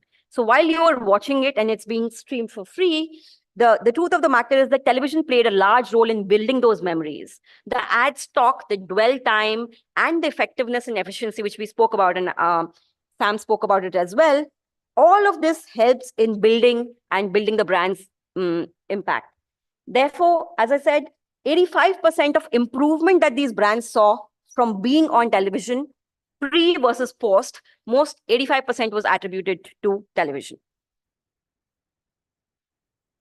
And I think while I saw numbers, and Sam spoke about the fact that TV addicts in, I think across the world, if I'm not wrong, was around 16% versus the 30% in India. The truth of the matter is when it comes to sports, things don't change. So when it comes to sports, the fact is that it's true across the world that people like to watch it on the large screen. Now, even a large event like the Super Bowl, in America, there's nothing bigger than a Super Bowl. I think we've all heard about the Super Bowl ads and how much billions of dollars go behind that. But the truth of the matter is that 95% of the viewing of Super Bowl actually happens on the large screen. 114 million. In fact, this year, Super Bowl really kind of broke through records, and they had 114 million people who were watching the Super Bowl on the linear broadcast compared to 7 million only on the streaming.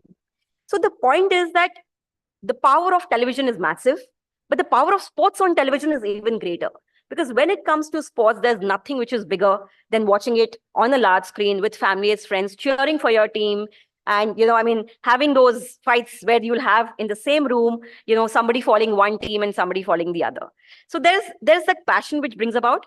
And this, while there might be differences in way how the addicts is panning out across the world versus how it's panning out in India, the truth of the matter is that when it comes to sports in India, across the world, television is playing a large role in attracting audiences.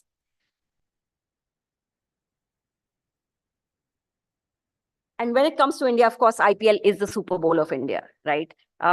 It's a known fact that it was the largest ever IPL which we delivered in 2023. 2023, we saw the reach of IPL cross the 500 million mark, which was a big milestone in the world of sports, right? And it grew by 36%. The year before, of course, was a year of low. And we saw that during the time when IPL went through a major auction, the fact that IPL was happening not in crowded stadiums, it did have an impact whereby, the television viewership was impacted.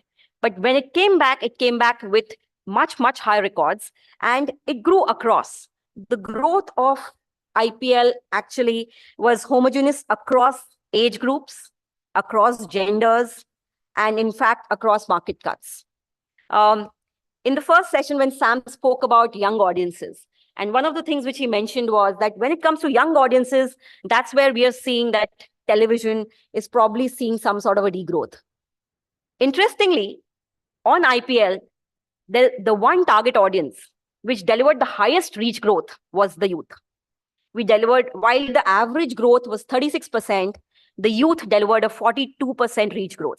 So, the thing is that while we speak about an overall what is happening in the world of television, and yes, there is different kinds of content which is available. And for the youth, what they're watching on television versus what is available for them on streaming might change. But when it comes to sports, even they'd like to watch it with their friends and families. Unless they don't have an option, unless they're in transit, they prefer to come and watch it at home or with their friends. And which is why we saw the young showing the largest growth, almost a 42% growth in terms of reach. And if I were to just put this again into perspective, the single event of IPL is more than the entire digital video viewers in India. In fact, it's almost as close to the total internet availability and penetration in the country. So that's the power of the medium. And, I think Ajay said very rightly so, that sometimes, and most of the times, the media itself helps deliver a message. And when you have a powerful platform like IPL, it helps you deliver the message much more effectively. And so therefore, why is it and what is it that makes IPL so large? The fact is that we deliver across 9 languages. It's available, and something which is available to you to watch in your own language, whether it's Hindi, English, the South languages, Marathi, Gujarati, Bengali. It's available across 25 channels. Last year was also the year when we expanded IPL for the first time to be available on the free-to-air homes. And, in the beginning, I think Sam referred to the fact that FT is helping drive growth as well. We do believe that the growth is happening across. The growth is not just happening on television in terms of pay, but it's happening on FTA as well. So the growth is on pay TV and FTA both. And this one event, because of the kind of number of hours that is put behind it, because of the stellar marketing efforts, this year was the highest ever distribution that we had for the Star Sports Network. And the idea is how do we keep pushing the lever and pushing the boundaries to to make this available to more and more clients. So while, yes, it delivers a great experience to the viewers, what it delivers for brands is something which most of us in the room are interested in knowing about. The fact is that IPL on television delivers for brands across the funnel. It is not just about awareness, consideration, but also actually about action. And when it comes to, if you look at the kind of numbers which we have, when it comes to awareness, and this is here, I'm just putting an example of a beverage brand, which was there on IPL, and they have been consistently on IPL year on year. And if I were to just kind of point that out to the chart, they were there in IPL 2021. And if you see the spikes that they saw in the year one, helped them took their brand from an X to a Y point. There is a certain ad stock and memory that you build every time you're there on media. And what IPL does is that your consistent presence helps build on the existing memories that you've built before. And which is why you see that in year two, you ended up with a spike which was higher than the previous year, right? And then, of course, with the largest IPL to deliver, we achieved almost a 73% increase in awareness for this brand, for this beverage brand.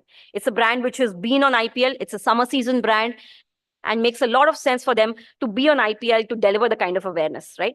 So from top of the funnel to right to the bottom of the funnel, if I were to refer to the second part, which is right, the middle of the funnel, which is with respect to consideration. From consideration perspective, if we may move to the next, please. The next slide, please. Yeah.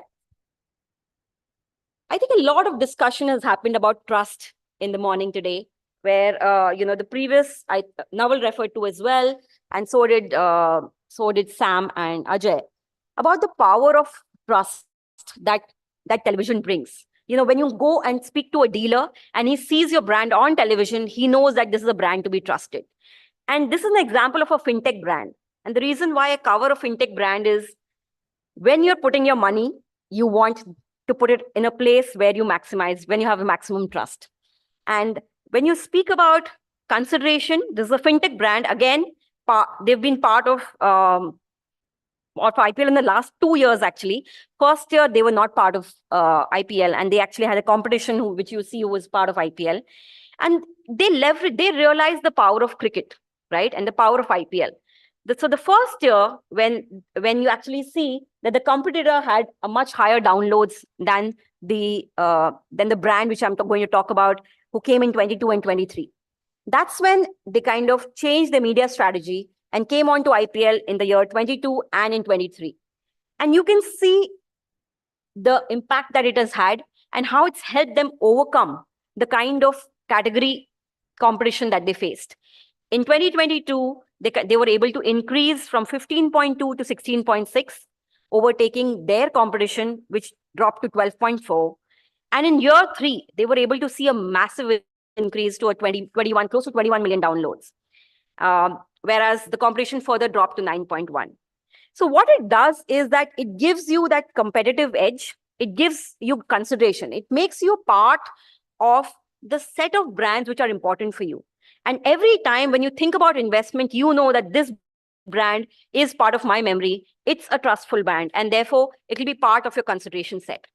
And that's the part of the sales funnel which very effectively sports on television takes care of.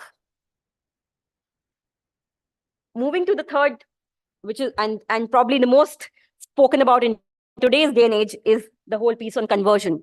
And we spoke about how the patience today has dropped and we're looking for quick responses. Everybody wants their brand to give their impact today. And this is an example really of how that conversion happens and why we believe that sports delivers actually across the funnel. It delivers for brands across the funnels. This is an example of an handset brand. And again, in today's day and age, a lot of our search has moved from the Googles of the world to the marketplace itself. You go directly to an Amazon or to a Flipkart or to an e-commerce site to search for your brand. We've looked at some of the data from an interesting source of Helium, which tracks what is the kind of search which is happening on Amazon, right? And this is a handset brand, and I think it's a well-known fact that a lot of these e-commerce players actually have been built on the back of sales of smartphone devices. If you look at the size of and the search volume of Amazon of this handset brand, The moment they came onto television, they saw an increase of more than 76% sales leads. Their search on Amazon went up by 76%. So that's the kind of size and scale of brand impact that IPL delivers across the funnel, whether you're delivering awareness, consideration, or whether you're referring to conversation and conversions, and leading your brand right from stage 1 to stage 3.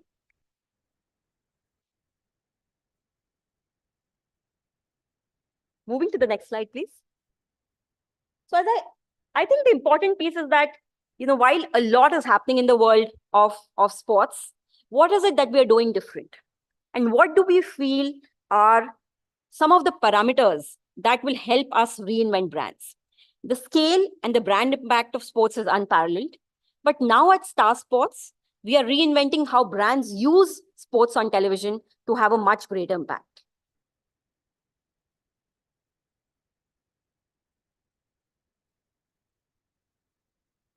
Sorry. I think one of the important pieces which we spoke about is how television is bought today and has been bought. One of the important, and something which I took, which I believe in from what Sam said was that, the currency which is being used in media today, and when it comes to television, is more in favor of the advertisers because you're buying on CPRPs. And when you're buying on CPRPs, you are looking at buying commodity, right? You're looking at buying GRPs.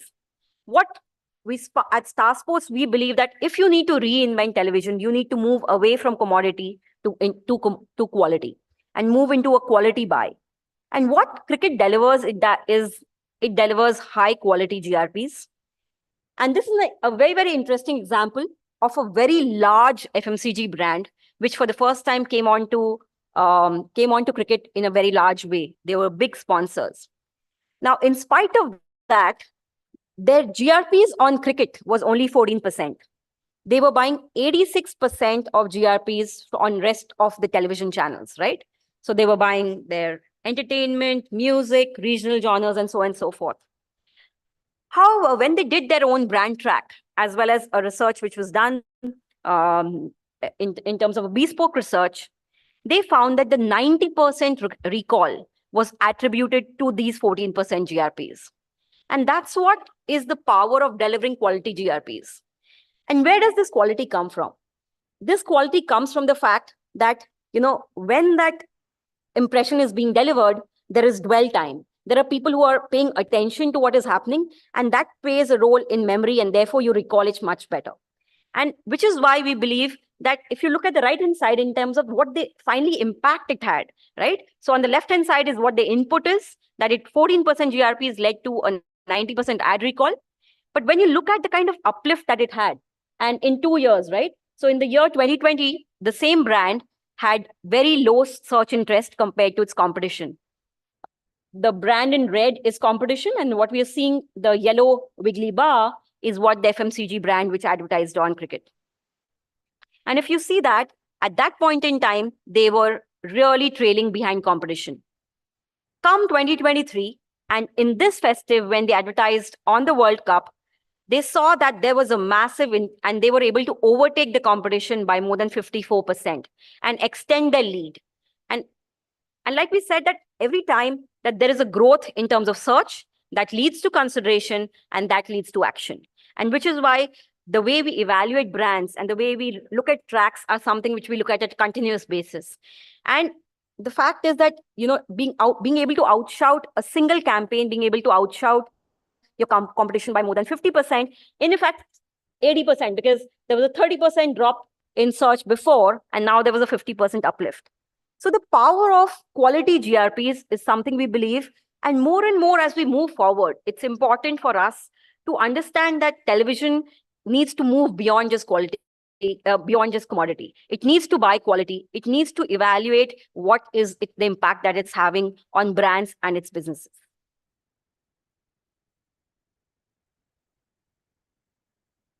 But while all of that is most important, I think we're all in the business of telling stories and telling effective brand stories. And I'd like to take you through 2 examples of brands where we believe that television can play a really important part in helping say, organic and integrated stories, not things which seem to be superimposed, but those stories which are helping brands achieve their objectives. The first one is Mondelez. The Mondelez is actually all about gratitude. I'm sure you've seen their campaign in the last few years. They've been talking, their thank you campaigns have been much spoken about. And this is all about celebrating the power of the unsung heroes in the world of cricket. So how did we bring about two stories together? The power of on Mondelez was all about saying that, hey, we are all about gratitude. We are all about talking about thanking people around us. But we want to do that in the world of cricket.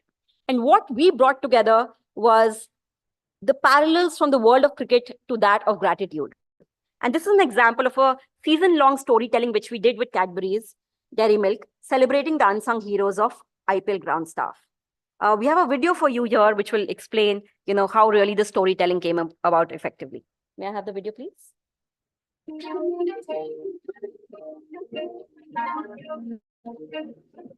का football प्यार जाता है वो पीछे यही बनाते हैं इस T20 season Cadbury dairy milk और स्टार स्पोर्ट्स सेलिब्रेट कर रहे हैं ग्राउंड स्टाफ को जिनकी मेहनत से होता है हर मैच मुमकिन देखिए वानखेड़े स्टेडियम के ग्राउंड स्टाफ की कहानी सिर्फ स्टार स्पोर्ट्स नेटवर्क पर एक्चुअली मैं ग्राउंड्समैन कभी बनूंगा या ग्राउंड में काम करूँ ऐसा कभी सोचा भी नहीं था। लाइफ में सर देखो 5 स्टार होटल में कभी रहा नहीं, तो फिर रहने का मौका मिला कैडबरी की तरफ से।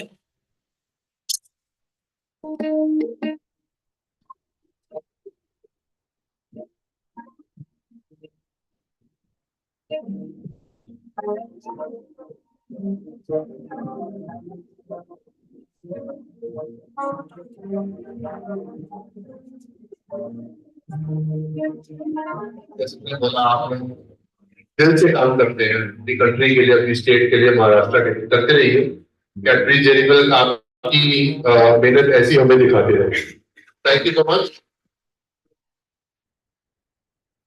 This was an example about how we look at, really thanking people who are behind the scenes and who play a critical role in the world of sports in bringing the content to us on screen. The second one is something which we hold very close to our hearts. It's the first time ever that we had on live television. This was on the launch of Airtel 5G, where we enabled virtual avatars of fans to get a chance to interact with the Star Sports legends. May we have the video, please? ये world live television में पहली बार है। We have teamed up with our good friends at Airtel 5G to share the magic of real-time connectivity enabled through the Airtel 5G Plus technology.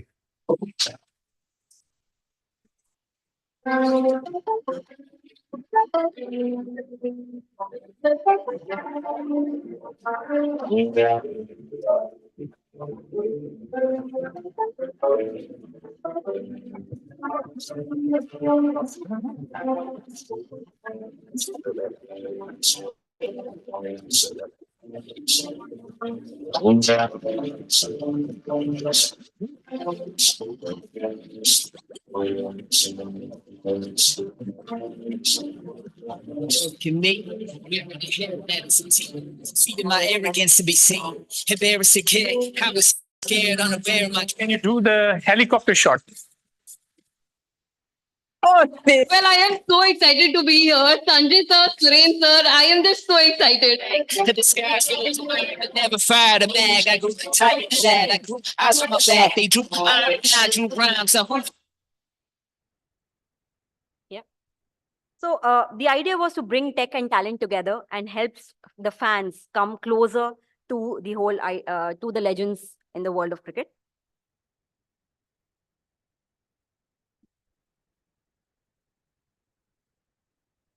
And I think one of the other things which we spoke about was how do we make television more interactive? So this, for the first time on IPL 2024, we are actually looking at a patented tech that enables the second screen engagement. Now, television has always been a lean back medium, and there's a lot of benefit of it being a lean back medium. But this IPL, we are offering brands an opportunity to have an engaging experience whereby IPL viewers can actually have an experience with the second screen. So while they're watching the big screen, the game, they get a chance to interact with on the second screen. And the reason it all happens simultaneously, whereby a brand can have an ad happening on television at the same time on the device, they could actually engage with the ad. They could have either they can view it, they could engage with it, or actually get a chance to get rewarded. So, there are opportunities for you to recreate more of action. So moving from not just being lean back, but also lean in and being more actively involved in what we are doing with sports. So today, especially as sports fans are fans which are very deeply involved, they love to know statistics, they love to know what is happening. And this is something which we are bringing for the first time, not just to our viewers, but also to brands at scale, to be able to leverage the whole second screen experience while they're watching with friends and families on the large screen. So on that note, as I said, Star Sports is looking for brands this season. And we believe that, I'm going to leave you back with a video to next slide, please. To talk about how When IPL every 2024 feels like a will stadium, happen. an IPL fan's heartbeat looks like this. IPL 2023 on Star Sports was a testimony that the love of cricket runs deep in India. Best experience in the stadium. The stadium that is inside the homes of millions of Indians. Brought to them by Star Sports. Jersey से लेकर flags तक stadium वाली feeling चाहिए In 2023, Star Sports brought in the largest corners of the country, the Grand Festival of Cricket. Cricket को लेकर जितने भी सवाल हैं, जो सास्तार थे, ये फीचर स्टार स्टार स्पोर्ट्स के साथ आपका घर बनेगा stadium 505 million people witnessed history. Over 428 million minutes were shared in the love of cricket. And over 64 million people came together at the same time to watch two titans clash in the final to remember.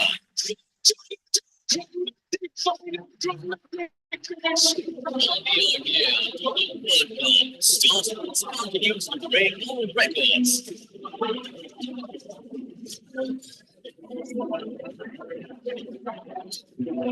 With the IPL 2024, Star Sports is set to raise the bar further for a spectacle like none other. The fans are ready. Are you? Thank you so much.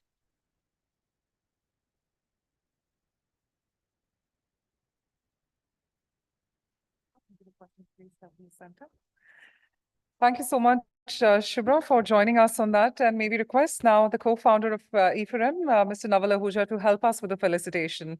A warm round of applause for our leader today. As she rightly said, sports is reinventing television for brands. And on that note, I think it's a bigger round of applause for all the vision she shared and the excellence she's brought to the stage today. Well, on that front, ladies and gentlemen, it's now time for our first panel discussion.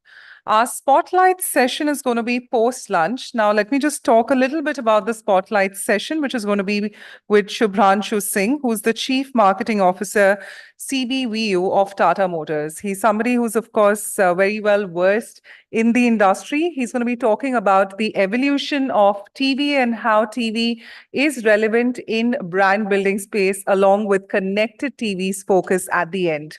But for the time being, right now, we're going to be going ahead with our first panel discussion. Well, ladies and gentlemen, on our first talk, which is going to be from broadcast to bandwidth, the seamless integration of TV and digital. I think a very pivotal topic for all of us to focus on. Well, the evolution from the broadcast to bandwidth signifies a seamless fusion of TV and the digital realm. This, however, integration transcends the traditional boundaries, offering a dynamic, interconnected experience for advertising, marketing, and consumption. As technology advances, the conversion of these mediums paves the way for an unified, immersive landscape, shaping the future of content delivery and consumption. So rather very engaging and an exciting topic ahead, and we're glad that we have our eminent panelists amongst us. For this session, I would like to call upon Ashish Pawar, Head Marketing, Tata Asset Management, along with Jahid Ahmed, Senior Vice President and Head of Digital Acquisition, Website, Content and Social Media Marketing, HDFC Bank. I think the applause can follow, ladies and gentlemen. Let the applause continue as we have such great leadership. Jitin Agarwal, Head of Marketing, Heritage India Private Limited. Well, that's Jahid right there, Jitin following right there. Kailash Adhikari, Business Head, Sri Adhikari Brothers. Samir Sethi, Head of Brand Marketing, Policy Bazaar. Sumit Bojani, Head of Marketing Communications, Godrej Interior. And this session is chaired by Hari Krishnan Pillai, founder and CEO of the Small Big Idea. Well, such great leaders on stage. Mr. Pillai, over to you to take it forth. Thank you so much. Hello. Audible? Audible? Yes, thank you. Okay, great. So we have a big task at hand because we do the session right before lunch. So we have to see how captive we keep this audience from running away to the lunch counters, right? So let's do this. It's an interesting topic, right? We're discussing digital integration, we're discussing TV, future of TV, how connected TV is going to change the world, how are we looking, how advertisers are looking at it differently, how broadcasters are going to look at it. It's an interesting conversation. We have a very interesting panel. Let's start off with quick about, say, 60-second quick introduction. What you guys do, what is your view on this category, on this particular topic? What is your stance on it? Probably that will set the context for what do we do next, right? Let's start right from that. Let's go. Thanks, Hari. I'm Ashish Pawar. Yeah, you're audible. Yeah, you don't I'm hear Ashish yourself. Pawar from Tata Mutual Fund. I head marketing. While looking at both the mediums, which I clearly feel is both are equally important from a perspective, and basis the product life stage which you are in, and for example for your product we need to use it in a seamless manner, which I look at. The best example which I was talking to them was about Zomato sort of stuff, where ad is seen on TV and then I get it on a mobile saying that this is the coupon code and I use to buy it. So I think that's how you can complete. That's a small thing which I would like to put it. Yeah. Right, Zahid, up to you. Hi guys, hi Zahid. I lead digital for HDFC Bank.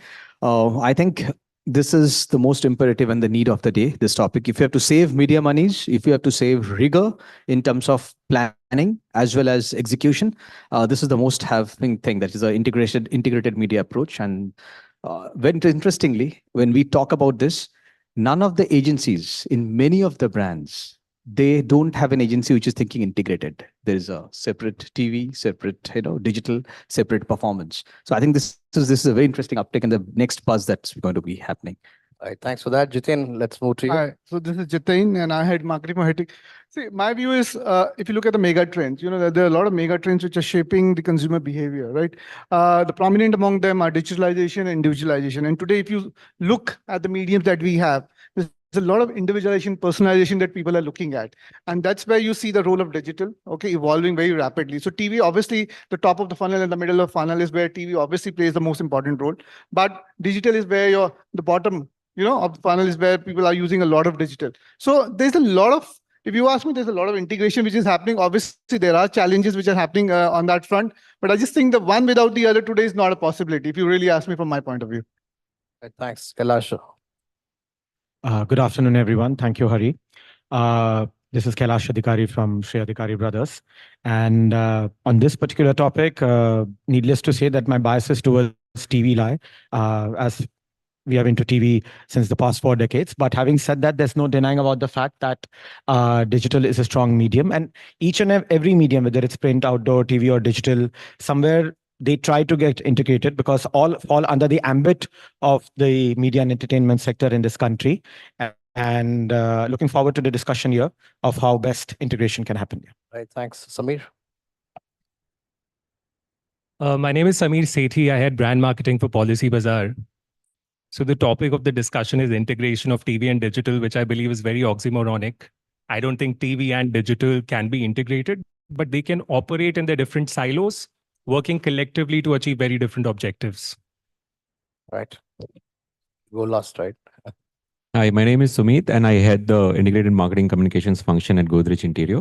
I think it's a very interesting topic and a very relevant discussion to have at this stage because digital is obviously growing very fast and there's a plethora of options out there. I think an integration, like Samir pointed out, may not be possible in a very seamless manner, but what is important is that you look at the media planning in a far more holistic manner so as to be more relevant to the consumer today. At the same time, the brand gets the impact that it needs, because whether you operate in silos or whether you do whatever integration you want to stay relevant for the consumer and you want to create the impact for the brand. So I think those are the principles by which one should operate. Absolutely. And I think that's an interesting point to segue into this discussion.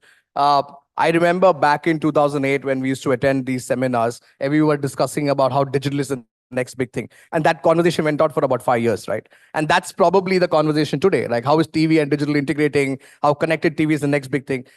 Let's set the premise. How integrated are we, right? Are we at the shore? Are we marinating in it? Or are we way in and anybody who's not doing it is already late, right? Let's start with you. Samir, why don't we start with you? Sure. Thanks, Hari. So I don't believe we need integration, first of all. There is no need for any integration. TV has been around for a while. It is still the single largest reach medium in the country. Digital is up and coming, and it's gradually stealing, a share of viewership away from television. That'll continue to happen. But I think both of them need to be used for very different purposes. So you can use TV for mass advertising to quickly build up reach, while you can use digital to, let's say, for example, do very segmented and smart advertising, which is a lot more measurable. So I think both of them are important, and both of them definitely need to be part of any marketer's media plan today. Kailash, he said something interesting. He said, TV is losing out to digital, and I'm sure you're going to take offense to that. So why don't you put some semblance there? Is what he's saying is something that you're experiencing? Or you're saying that the pie is getting bigger, but maybe the contribution is reducing? Maybe you put some cost. Hari, I said very gradually. Okay, gradually. Okay. We need some spice to this chat, right? So what do you think? Yeah. So, Hari, my perspective is that television in this country is about 3.5 decades old. And digital, whether you call it OTT or YouTube or the other mediums, will touch about a decade old. So if you're talking about an integration or a marriage, it's about 35 years versus 10 years. So it's not so easy. It is an evolution process, and people who are in the digital space are also evolving all their, whether it could be their P&Ls, business models, or the right kind of content mix. It is all in the experimentation stage. Whereas TV, 35 years old, is quite matured in that particular aspect.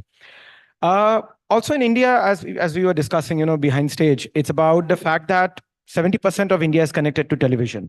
And India is the only interesting market where the free TV is growing. Although we see some bit of decline in the pay TV, but that's not at a double-digit scale where you see in the West. Having said that, I also believe that the audience profile for both the mediums are separate, and that is where I agree with him that whether they can be integrated or not is a separate question, and that actually relies upon the audience expectation also, what that particular consumer or a viewer is expecting from television and what is he expecting from digital. Because prior to COVID, digital was also a very personal space, my handset. It is only in COVID that, and also because of the fact that now smart TVs are only getting sold, that TV is just a monitor. You have your linear content, satellite TV. Now there's connected TV growing, and you also have your digital apps. So TV at the end will become a monitor, and it is upon the audience to choose, what and when. And the demography or the audience profile for both of them are actually very separate. Sure. Jayad, I just wanted to add. So were you saying in terms of the importance of television and digital. I think the starting point is the marketing objective. What is it that you really want to achieve? And then you look at the consumption habits of your consumers, right? So from that point of view, if you actually, let me give you an example. For example, if we have, say, a light TV user, a medium TV user, and heavy TV user, right? Now, for a heavy TV user, maybe, for example, if I understand that he's consumed, I mean, if you've delivered on a GRPs and you don't want the excess to be wasted and you want to kind of target the light TV user, maybe that consumer segment is where you'll put more of your digital money, right? So, for example, to ensure that you optimize your budgets, right? You can use your budget in a way where you optimize it in such a way, okay, that both TV and digital kind of deliver on your objectives. Right. So we'll be conscious of the narrative that we're not talking about TV and digital in silos. We're talking about it in an integrated manner, right? So, I mean, irrespective of whether isolated money is going into one platform or the other is not what we're really discussing. We're talking about how is it integrated, to what extent it is integrated, and are we seeing some headwinds, right? That's probably a question I want to throw your way, right? Are you seeing early trends of integration, or are you feeling that they're actually working in isolation and we are just masquerading replicability as integration, right? What do you feel? See, the way we have to look at it is when you look individually, okay, the focus is reach, right? The advantage of each of these platforms are coming handy, and everybody will support and come and support their own cause, right? But when as a brand, and I'll just quickly touch base and take a segue from what you were telling, is what's the objective? 600 million, 900 million. Your product is not even catering to maybe 25% of that audience. So what we have to figure out is where the TG lies and what is their passion point. So hence the planning core should not be data of these platforms, but should start from a global web index. Or what is the passion point and what is the TG that you're catering to? Then let's start understanding the media and index it. So TV will have its own denominator. That's the largest denominator. Can you index that data with social media platforms based on the TG and the interest group that you are doing? Now that's how you will start integrating the media. Because see, there are four, let's say at least broadly, 4 types of campaign that you can do. There is a, let's say, a sufficiency campaign. There is a brand awareness campaign, okay, which will be let's say, a high impact campaign, spray and pray. Okay, you have to establish a brand, spray and pray. There is a sufficiency campaign for a long-term growth. There is a brand advocacy campaign. And then there is a performance campaign. Each one of these might, apart from performance, be it a brand saliency, brand awareness, or brand advocacy. For a layman, it might just sound the same. Sab ek hi to hai. But finer nuances based on measurement, based on ACD, based on how you make the creative, based on the channel you define, they all are different. And that's where the integration come into play. If you have to create a sufficiency plan, you have to very, if it's a spray and pray, and if you have the budgets, okay, go across all the platforms, there is a huge overlap. There is a huge overexposure. There is no media efficiency in terms of money saving, but it's okay. That's the objective. Sumit, yeah, actually coming to you, but go on. Yeah. Yeah. So I'll just, to directly answer your question, is there integration? No, there is no integration at the moment. Right from the planning stage, we buy different things. When you look at, when I'm just talking of linear TV versus digital. Now, at the planning stage, there is no integration because you buy very different things. You buy in GRPs, here you buy in CPM, CPVs, or in whichever metric that you want to measure. So there is no integration. Whether there should be or not is a different question altogether at the moment. And like what he said, I don't believe there will be integration unless one of the medium moves to a common platform where measures, where audience data, and where advertisers are able to buy it on a common platform. Unless that happens, integration is possibly not even ever going to happen. No, but so connected TV, for instance. Actually, we have gone into the integration zone. Buying, even buying is integration. So when you are buying, and that's what I was trying to harp on, is the whole planning zone of it. If you are even planning separately, that means you're going to waste money, because that cannot happen that you're planning separately and buying in an integrated manner. So what we have to do and what we are going into the zone in is using the right tools, which can at least approximately put all the denominators together to help you understand where is the overexposure happening and which denominator and which GRP is giving you the right exposure, beyond which a TV is overspent or those particular episodes are overspent, a digital is overspent, irrespective of the influencer platform, social media platform. And that gives you a total integrated approach. That's what I was integrating. So you can optimize within each of them, sure. But if I were to say that, can you optimize and create a deduplicated reach, which is to a far extent you're certain, those kind of solutions still are not available. Like, because TV is measured in a very different way than what digital is measured today. That's an interesting discussion. We do No, absolutely. I think it's an interesting segue into what we could discuss, right? So one is probability of all of this happening. I'm also discussing, I mean, I think we're also discussing funnels, right? So we are discussing what stage is the brand at. We're discussing funnel as a top, bottom. Tell me, any of you, have you guys used it in real life? Is there a real use case of integrating TV and digital together that you guys can discuss? You know, maybe that's a good point to start, because there is an actual example somewhere. Jahid seems is nodding his head vigorously, so I think he seems to have one. Yeah, I take little pride in this. Maybe you are the first. No, because I haven't talked. No, so yeah. So we had done a campaign which is a month back, and what we did was we started with digital. And of course, when we did a research, we started with digital to understand what it works and how it works in certain segments. And basis that, we moved on to TV on the regional channels also. So what we figured out was, of course, for the A towns and the B towns, we went in with digital because of the cost constraints and all. But for the B and C towns, we went in with the regional channels. So I'm saying that's how integration work. And while we have the same messaging, which I was talking to him, but for the different touch points and different year, the call to action was different. For example, a SIP, which is a mutual fund SIP, for a particular audience was starting at around 500 rupees a month. For a bigger audience on a OTT, for example, it was starting at 2,500 a month. We are trying to work towards it. Are we there? We are not there. I couldn't say that. And I can just put a point saying that while we think we should integrate or not integrate, consumer has already integrated. Means I'll just give you an example.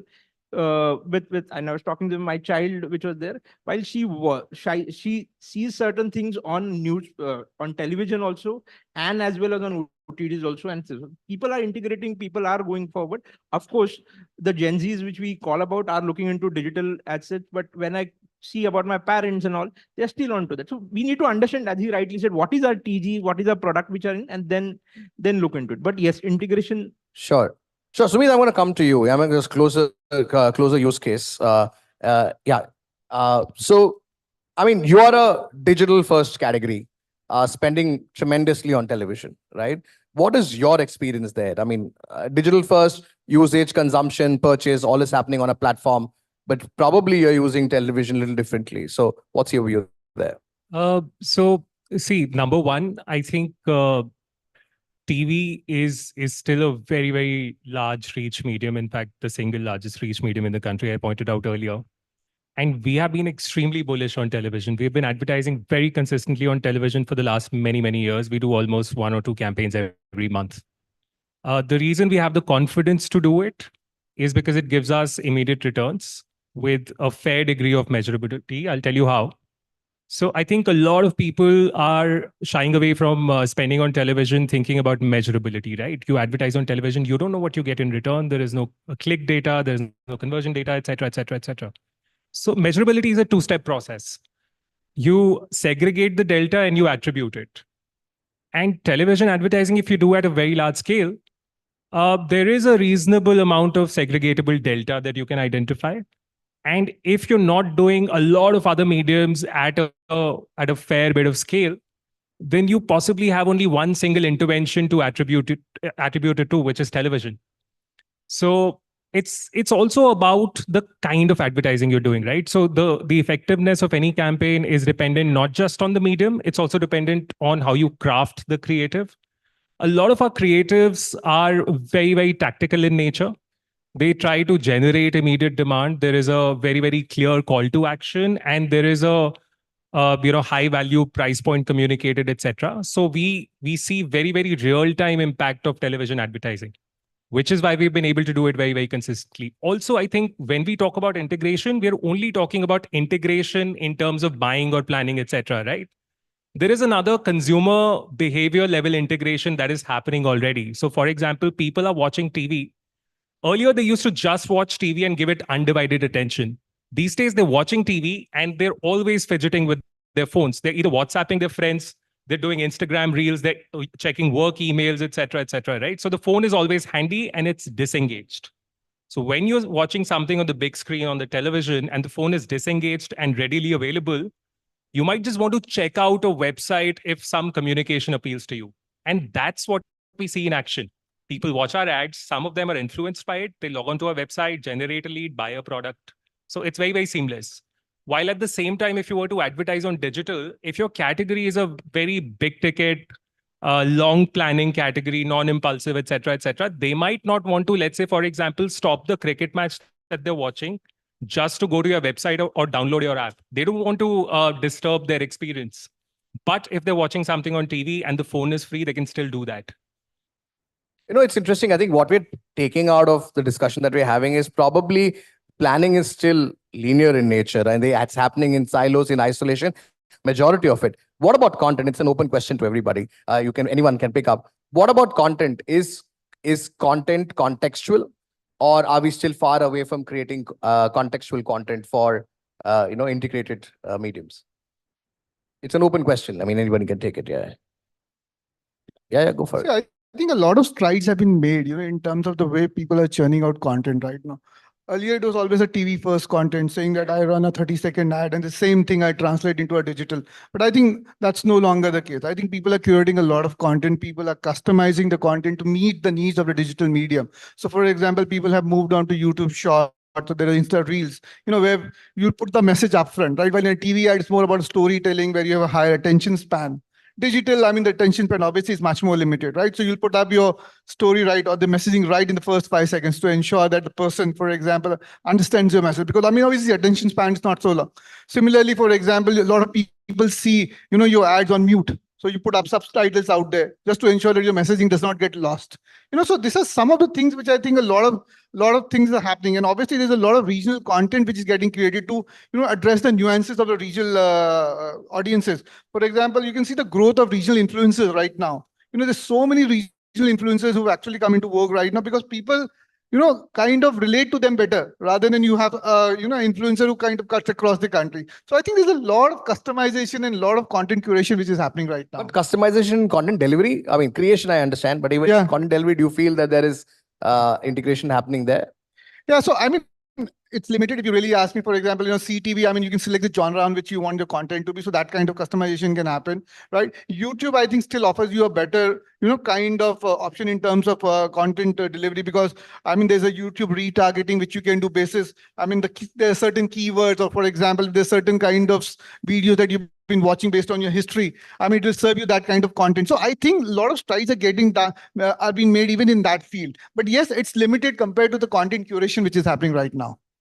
So anyone has a different opinion about this? So Hari, from a content creator's perspective, wherein we are creating content for television as well as for digital of late, the experiences that we have got is that if you're creating content for TV, let's say a GEC channel, that is getting viewed on TV, but that is also getting viewed on a digital platform. You can call it an OTT of the same broadcaster or on YouTube, because if you have missed an episode here, then naturally on demand, you go and watch the episode there because you have great numbers on both the platforms, for a single episode. Whereas if you're creating content just for a YouTube or an OTT platform, time has currently not come. It may come in the future, but time has not come that the same content, if you put on TV, you'll get the same numbers.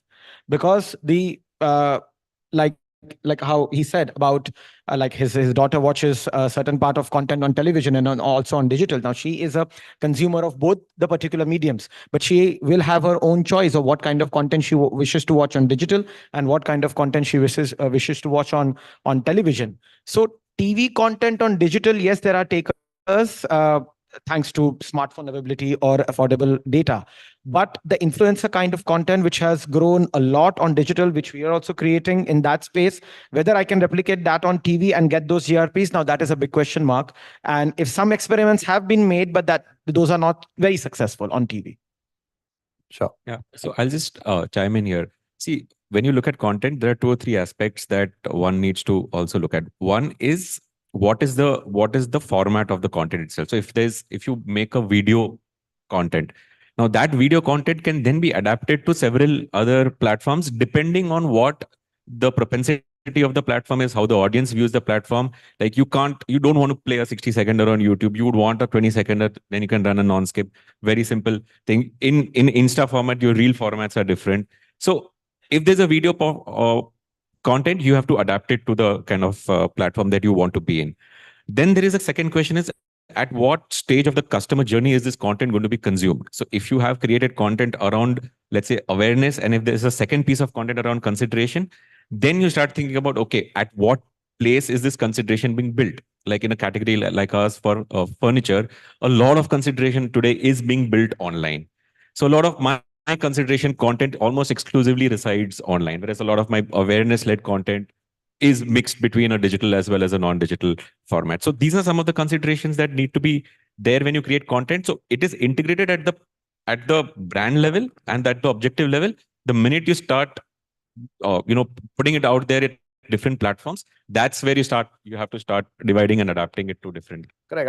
I think there's a lot of contextuality that is coming through in terms of a lot of things that we're discussing. So let's put another layer of context, right? The India and Bharat divide, right? There is 30% TV dark. We live in a country which is 30% TV dark, which is probably on a different device, getting content delivered through a different ecosystem, right? What's your mood there, right? So where is Bharat? I mean, the way anyone wants to define it. Where is India? Is it different? And do you all, again, if your category caters to that particular market, do you deliver and plan differently for those places? Again, the conversation is integrated, not in isolation. It's an open question. I mean, anybody can take it. Yes. See, one of our recent campaigns, what we can see is at a 30% lesser delivery of impression in Bharat, you will get at least a 40% better incremental acquisition at a 14% lesser CPM. So that's the power of Bharat, which we generally tend to ignore. Can you tell us which category you're talking about, a price point? I'm talking about a payments app. Okay, a payment app. Payments app. Coming from banking, I'll be hovering around this. Sure, fair enough. So the reason I'm taking this is because we generally don't focus on Bharat-led campaigns.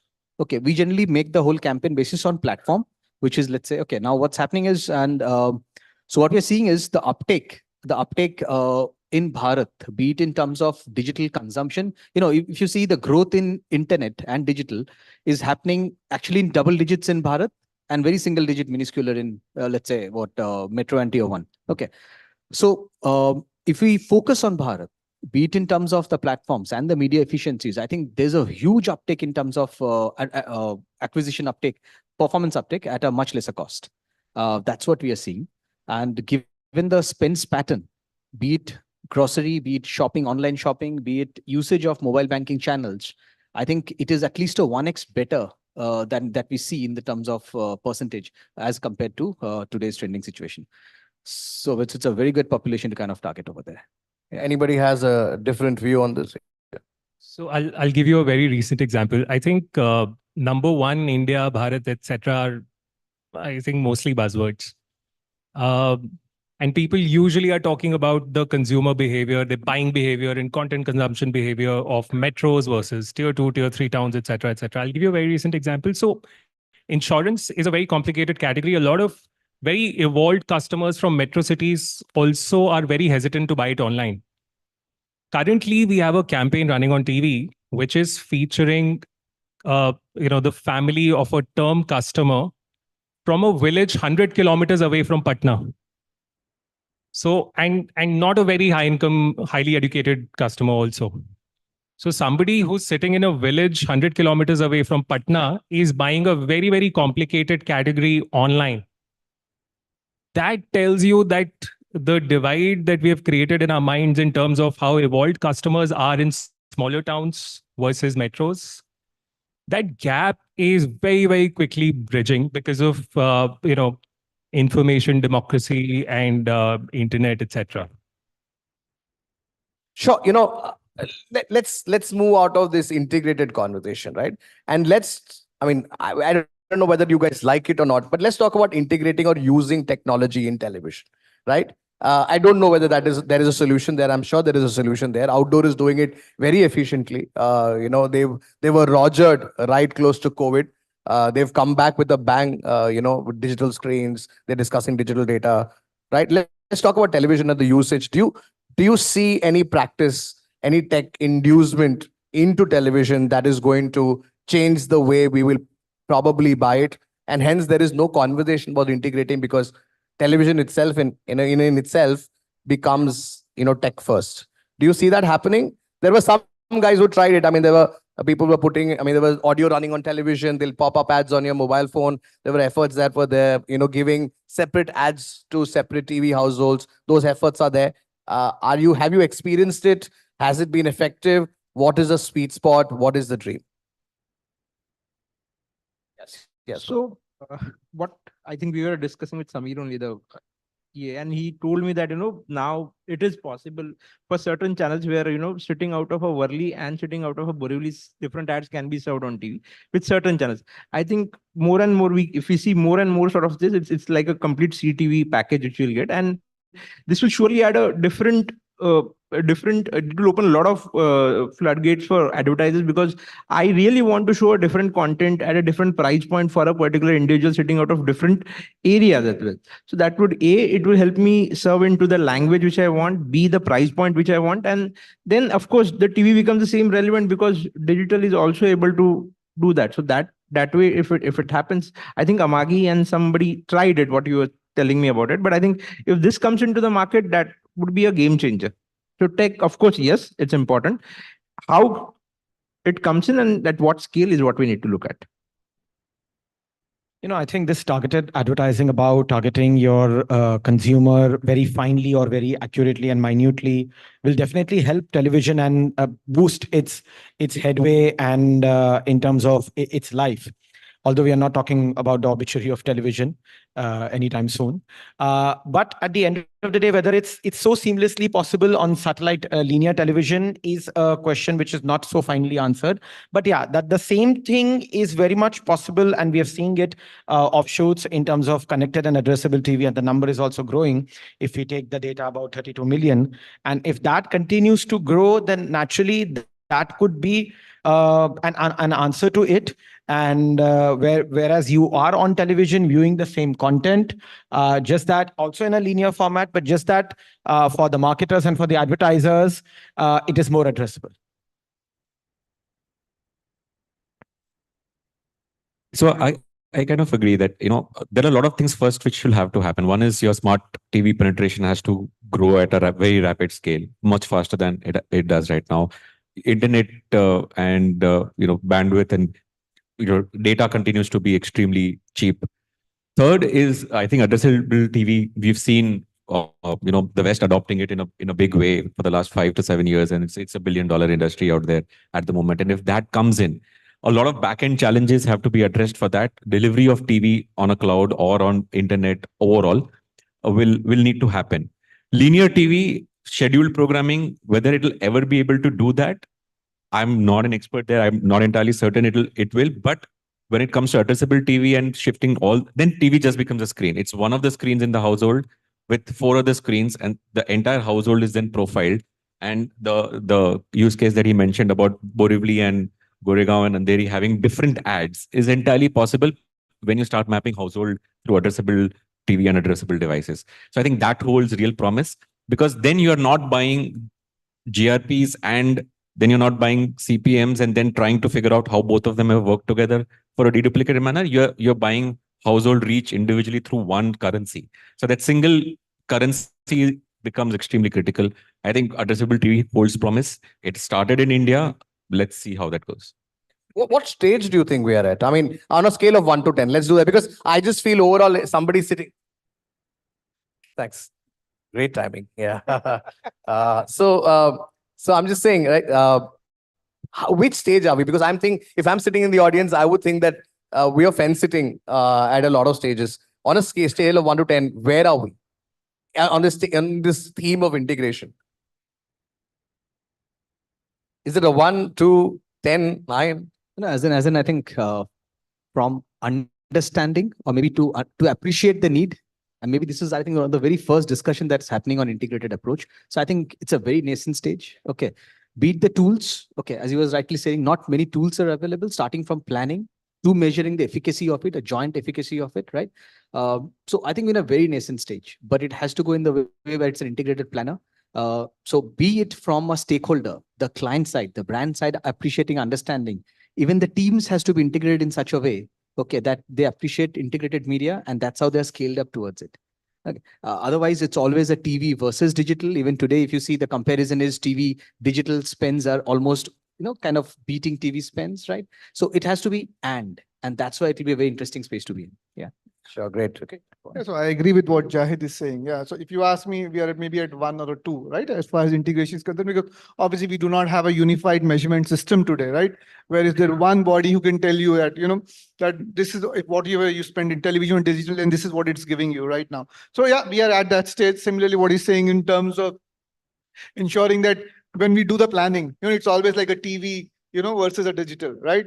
It's not like a TV and a digital, because you obviously can't, I mean, there are systems which are, but I mean, how robust they are, everybody knows, right? So yes, if you ask me, we are at a very nascent stage, but I'm hopeful that, with the advancement in technologies, whatever that we're doing, maybe one day we'll have a system, where we'll be able to think TV and digital together. It's interesting to discuss category, but I'm sure there are some people here who are in entry level of their career, some mid management, some CXOs. What do you think? What is the approach that one takes in terms of training and keeping themselves ready to enter this world? I'm sure because I end up meeting a lot of people who said, "Sahi time pe digital mein jump marna chahiye tha," right? So how do we ensure that we don't have this conversation 5 years from now? How does this audience do that? Do you have any tips and tricks on that? How do you upskill yourself, train yourself to ensure that you're ready for this world? I mean, it could be individual, it could be at an organization level, because we need mindset shifts. These cannot be done in an incremental manner. Yeah, you're saying? Yeah. So I think all marketers are here, and I would like to tell you this: it is important to get your agency to think from a completely seamless point of view. You need to push them to get a plan which avoid duplication of reach. That's first. Second point, which you really need to look into point is, what are the cost efficiencies are also getting onto the win. And then, of course, the reach which we are getting. So I think it starts with us only, where we need to push people saying that this is what I'm expecting out of it, and then measuring the performance in that manner. So that's what I at least I do regularly with, and I've started on this journey. Also, a lot of these, the guys either are native digital or they have been in TV.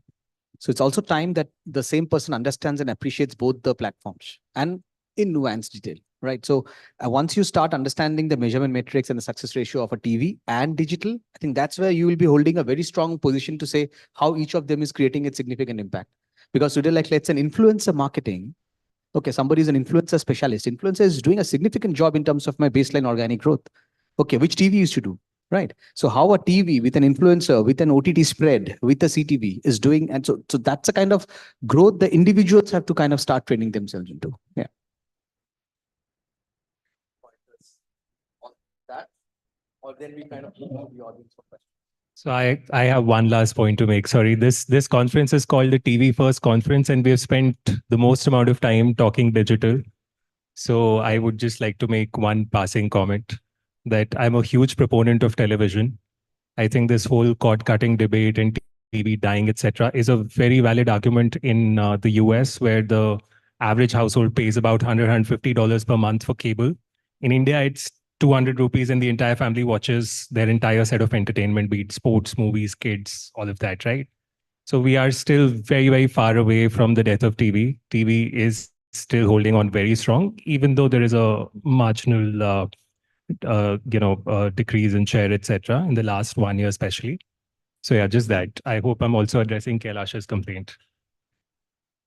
Right. So we just open it up to the audience to ensure that if there are any open pointers that can get cleared. Do we have questions? Yeah. Yes. I have a familiar face. Hina, can someone please send the mic her way, please? Someone. Hey, the girl who gave me the post-it, please, why don't you help me do that? Anybody? Let me do it. No, it's okay. No, it's fine. It's fine. Move this. Thank you. Yeah, what's your question?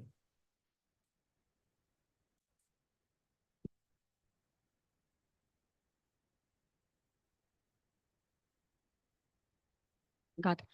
Okay, thanks for all the take. I think we had some great takeaways. My question is that today with India being Atmanirbhar and a lot of homegrown brands are actually only growing through digital medium. An example I have is of Mama Earth. Nobody really knew that brand, and today it's launched its own IPO. So it was a digital built brand. So don't you think that there is going to be a chunk of brands that might not want to use television and only grow and reach through digital? And then if they even do use TV, it's just going to be for the Tom effect, or maybe aspirational that, okay, I am on TV as well. So don't you see that shift very evident in, a lot of small SMEs, especially, and startups? Hina, is it addressed to somebody in specific or? No, anybody can take it. Anybody can take that out, right? Yeah, Jahid wants to take it. All right. See, Mama Earth became famous because Ghazal Alag came in Shark Tank, which was on TV. Okay, so and it's a nuance to it. Huh? Shark Tank people actually have started paying to feature over there because they've got an interesting take. The brand comes into highlight. Okay, so again, I think it's never TV versus digital. Maybe a lot of the fintech guys, because of the expense of it, they want to grow in a very cost-effective manner. Digital obviously promises very cost-effective measurement centricity, right? And you can see the immediate result out over there. And then after one point of time, and take all the D2C brands, okay, they have to then if you want to go for a larger reach, larger spread, you then go to the TV. So it's be it sequential, be it simultaneous. At one point of time, it's integrated media that comes in handy. Also the gaming companies, they heavily advertise on television. Now, if going by the Mama Earth logic, they would only be advertising on digital, but they do understand that a large chunk of the viewers that they want to target as their subscribers or as the people who have downloaded their apps and playing their apps are on television. Like, they are also a digital first company, but majority of the amount that they spend is on television. So that is the medium which currently is giving them the maximum reach. So I represent a digital brand, and 80 to 90% of my brand budgets are on TV. It could, I just think it could also be just a function of the cost of entry, right? Digital provides you a reasonably lower cost of entry. You could do hyperlocal, you could set up a social media account, you could do performance marketing, you could target a few cities with a small budget. Reasons could be as simple as that, whereas TV has a certain threshold. If you don't touch that threshold, it's super inefficient, you might as well not do it. So it could also be just a function of the kind of budgets you have. It could be as simple as that. Thank you so much. I'm so sorry, Mr. Pillai. We might have to cut it on this front, but we'd like a closing thought from you if you'd like to say something. No, I think I kind of agree with what you said. I mean, we are on a TV panel. We're discussing a lot of digital, but the idea really is there an opportunity for technology to eventually play a role on television and do what technology did to digital, the same impact? Can it bring the same impact on television? Digital buying is important because it's providing contextuality, it is providing speed, it is providing an opportunity to customize. Now, if that same opportunity comes alive on television, will that then become a much larger war between the largest platform that's available, a legacy platform that's available, a platform that even digital first brands believe in, right? Will that become a much bigger juggernaut than what it really is? So maybe it's integration, maybe it's application. So the question really is it integration or application that we will probably be discussing? Maybe 3 years from now, we'll be having that panel. But today, as we see it, I think we are sitting on the fence. We are in very, very early stage. We are probably just forming, far away from storming, norming, or performing. We are in very, very early stages, and we'll wait and watch. Till that time, it will be a digital versus TV. But eventually, I think it is going to be digital with TV. And as going forward, probably TV will become maybe much more powerful with the integration of digital. So I think that's what we can take away. Thanks. Thank you. Thank you so much. Ladies and gentlemen, I think your applause says it all. And may I request the Chief Revenue Officer of Times Network, Gaurav Dhawan, to help us with our keen felicitations of all our esteemed panelists. Gaurav, we'd request your presence now on the stage. And once again, a big thank you to all our eminent panelists. Thank you for joining us. So Gaurav, of course, starting with Ashish. Ashish, thank you for your contribution towards the event today. can be received with a good round of applause, ladies and gentlemen. Jahid Ahmed.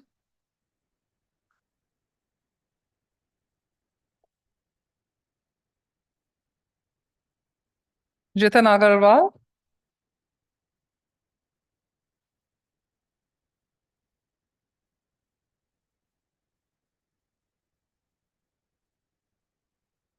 Kailash.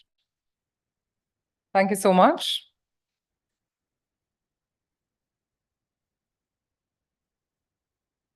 Samir Sethi.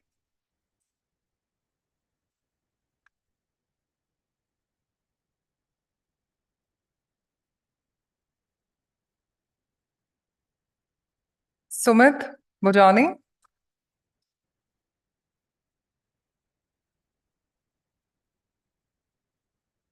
And our session chair, our moderator, Hari Krishnan Pillai. So with that, if I may request the entire panel to come together. Gaurav, if you'd like to stay in the photograph as well with the entire panel. So do remember to keep hashtagging #E4MTV first as one word when you post these photos out. Well, on that note, there's a lovely lunch which awaits you with the hospitality of Taj. We hope you enjoyed, but remember to join us back at 2:45 IST for the spotlight session by Shubhranshu Singh. So a lot is in store for you on the other side of the lunch. Thank you so much.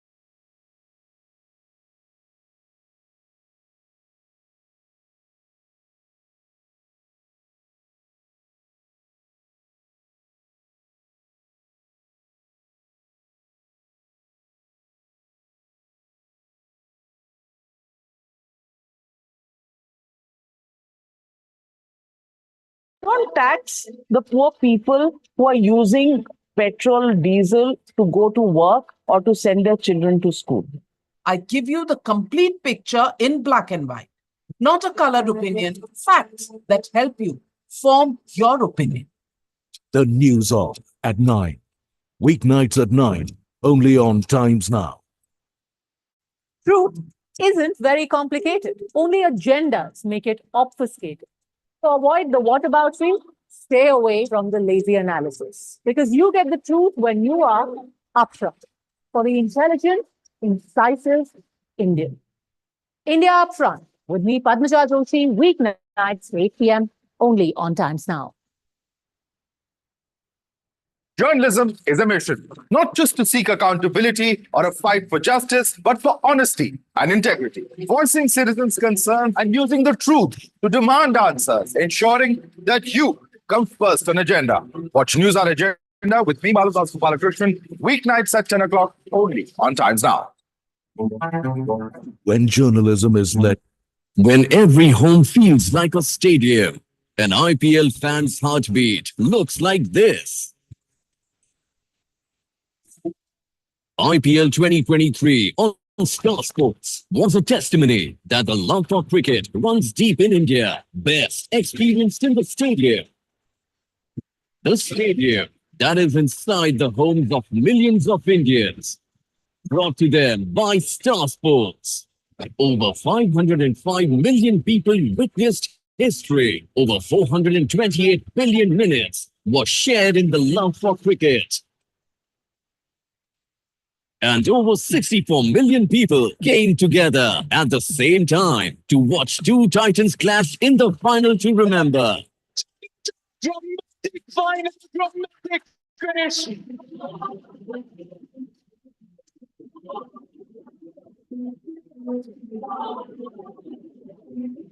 With the IPL 2024, Star Sports is set to raise the bar further for a spectacle like none other. The fans are ready. Are you?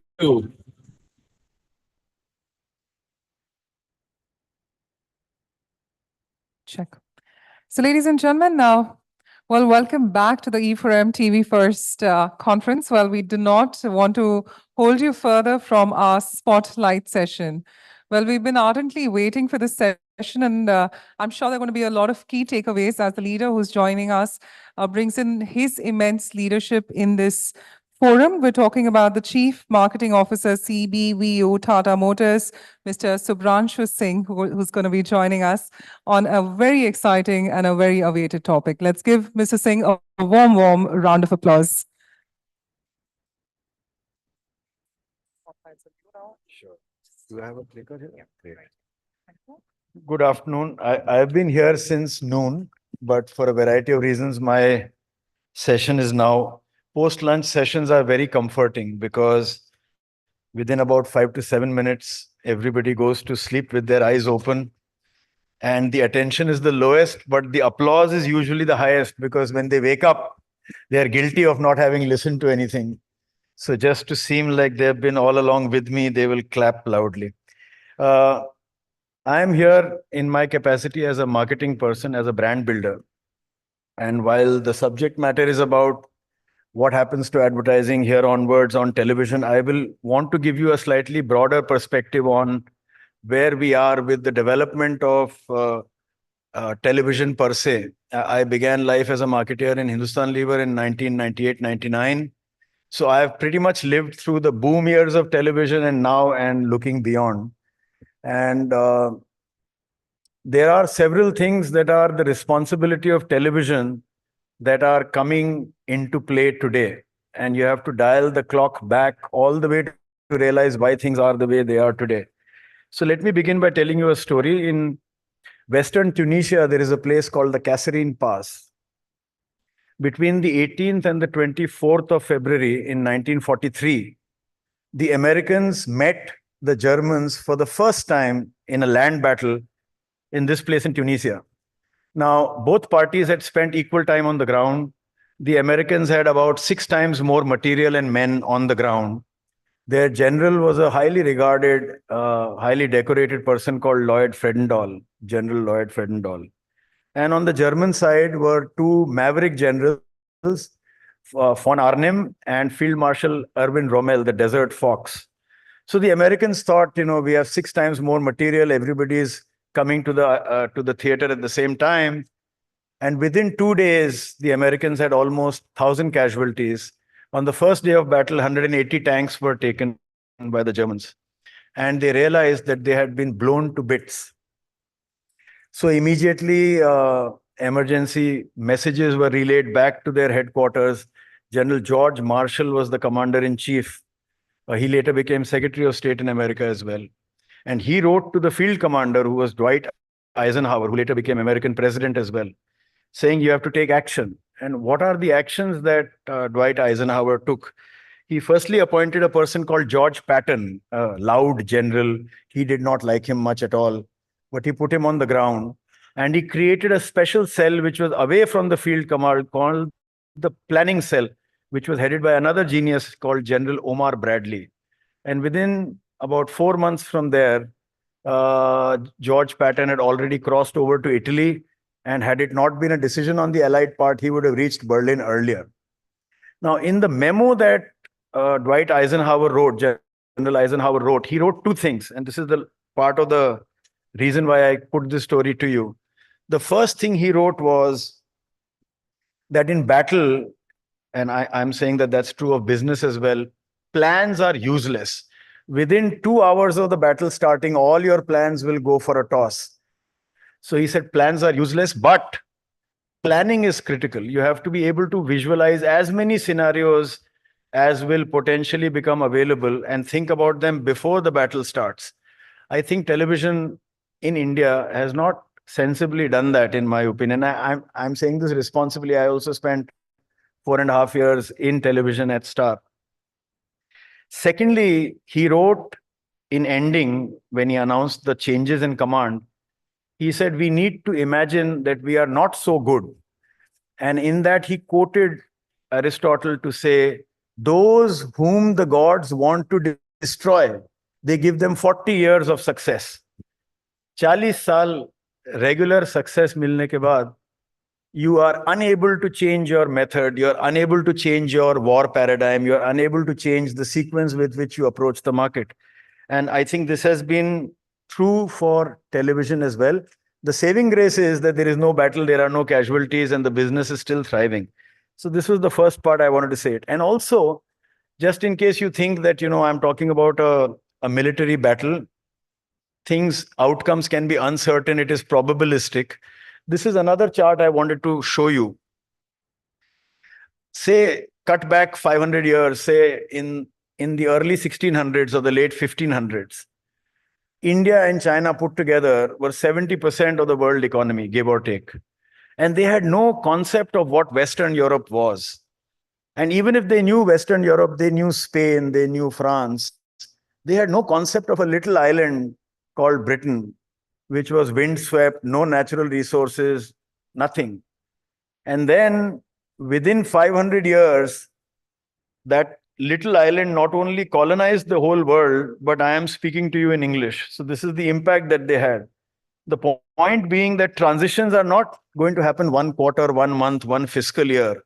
The transition of technology can play out for 400-500 years. We have just got used to thinking everything happens within a month or a week, and that's not true.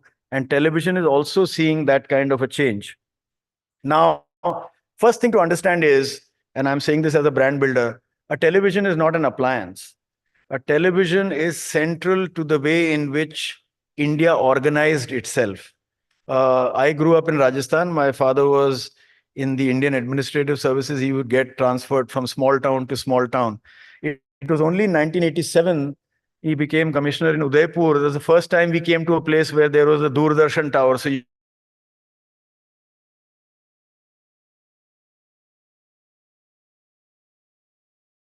So it became, in many ways, the centerpiece for organizing thoughts, politics, art, culture, exposure. Before the arrival of television, people were famous for what they had done. After the arrival of television, people were famous for being on television. This is the first time that television allowed Indians to be famous because they are famous. So if I ask you today, how many of you know, can anybody here for 1 lakh of rupees name the last 3 physics Nobel Prize laureates? Can anybody name the last 3 economics Nobel laureates? Can you name the person who invented or discovered the vaccine for COVID? No. But do you know Kim Kardashian? Do you know X, Y, or Z because they are on television? So the television has become the coinage for our times. Anybody is on, and this is a very powerful thing from a brand building point of view. And so television for the first time allowed us a rate card regime in which you can buy appointment audiences, you can grab their attention, and you, depending on the genre of programming or even the time of the day, can create great traction for your brand. This was not possible before the arrival of television. And every civilization, every economy develops around some central theme. So England, let's say in the 18th and 19th century, developed around the newspaper and railroads. America in the 40s and 50s, when great brands were being built, was organized around the automobile. India was organized around the television set till it lost that momentum to the mobile phone. And today, India is organized around a mobile screen. And television needs to live up to that reality and have that change. Still, it is the largest media platform in the country. It has now slipped to number 3 rankings worldwide. But I have worked in several categories from financial services to Alco Bev to, I don't know of large scale media that can operate minus TV. So TV is very much center stage. It is the largest platform. You know that we have breached the 1 lakh crore mark in terms of the aggregate advertising pool. And this year and onwards, we will breach the 1,25,000 crore mark. Now, television is growing, and it is growing for the right reasons. But there is a problem amongst professional marketers and amongst the gurus. The one problem is what I call declare death. This is dead. That, every year I hear of 3 things which are dead and 3 things which are the next big things. The death doesn't happen and the big things don't necessarily pan out the way they have. But very simply put, if we have, say, 20 crore households today and roughly 100 crore people who are within the catchment of TV, that penetration will grow to roughly about 80% by 2026. So we'll have, say, 25 crore households. But where is the headroom? The headroom is going to be in rural. Digitization is not as big a deal. Digital media is not as big a deal in rural.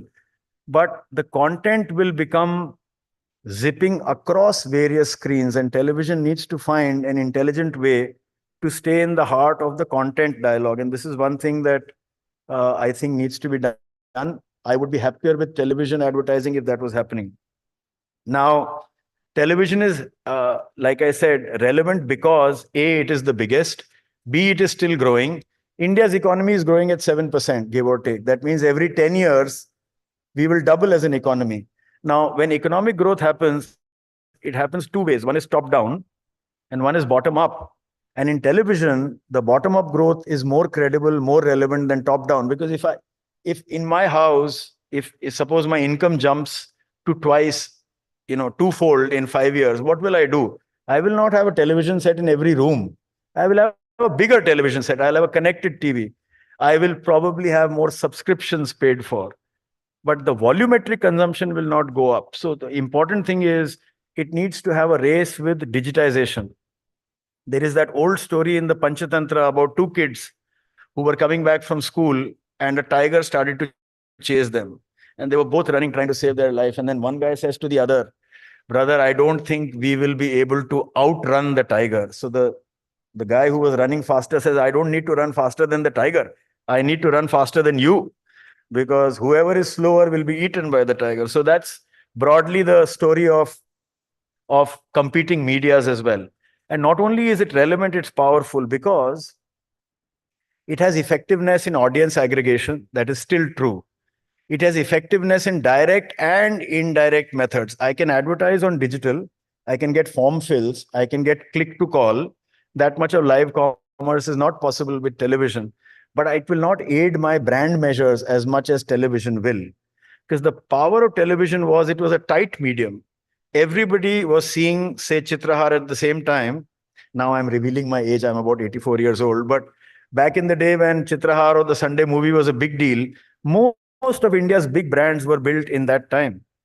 In the digital era, the brands that have been built are largely digital brands or e-commerce brands. So it is a tight medium in the sense that I am seeing something and everybody else I go to school with or I meet in the colony or are living in my building have also seen the same thing. So we are responding symmetrically to the same stimulus. Today with fragmentation, that's not the case. I am seeing completely something else. It is curated for me. It is fed to me. And this is doubly true of digital. So my father, who is not very digitally savvy, tends to check out news of whichever company I work for. So he was telling me that, you know, this is a very surprising thing. Whenever you join a company, Google starts to give more news about that company. He didn't realize that it's adaptive and it's giving him more information because he's searching for it. Now, this is a powerful thing where curating of the medium is concerned, but it's a dangerous thing where advertising is concerned because the market of one sounds very seductive, but the market of one, I'm not interested.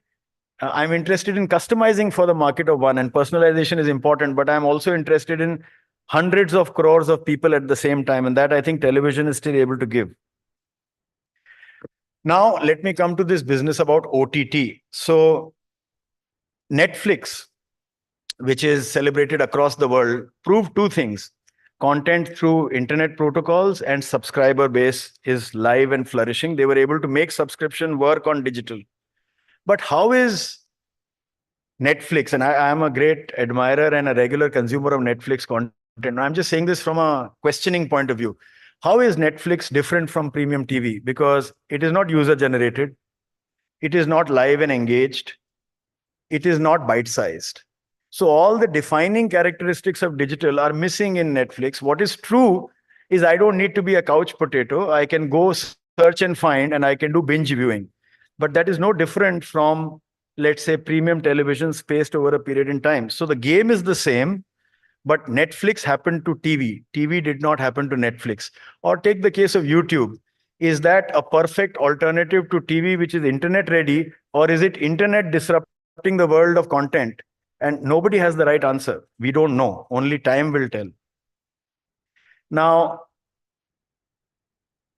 we live in a world where every screen is an access screen. So roughly, if I remember right, in America, color television started in 1967-68. In 1969, Neil Armstrong went to the moon. And when NASA sent a man to the moon, the total computing power on the planet was less than what is available in your high-end washing machine today. So everybody's phone is a television studio, is a television set, is a screen which allows you access to 50 different things. Now to imagine that somebody will cut away from that and watch television in isolation is expecting too much. So you need to have the centrality for content in the way consumers live their lives. And we live in a world where every device, practically speaking, is a television.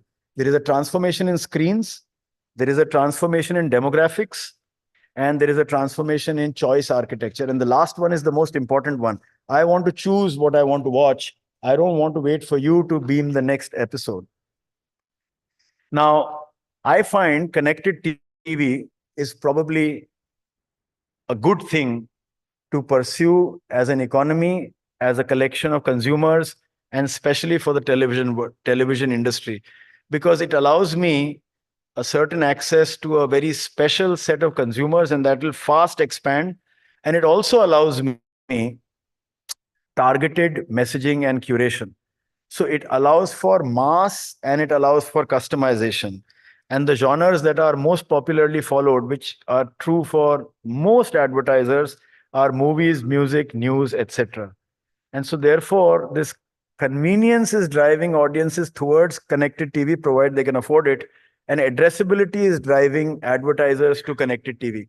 Advertisers are by definition very opportunistic people. I have no shame in being opportunistic. If anything gives me one fraction of a percentage more in terms of return, I will opt for it.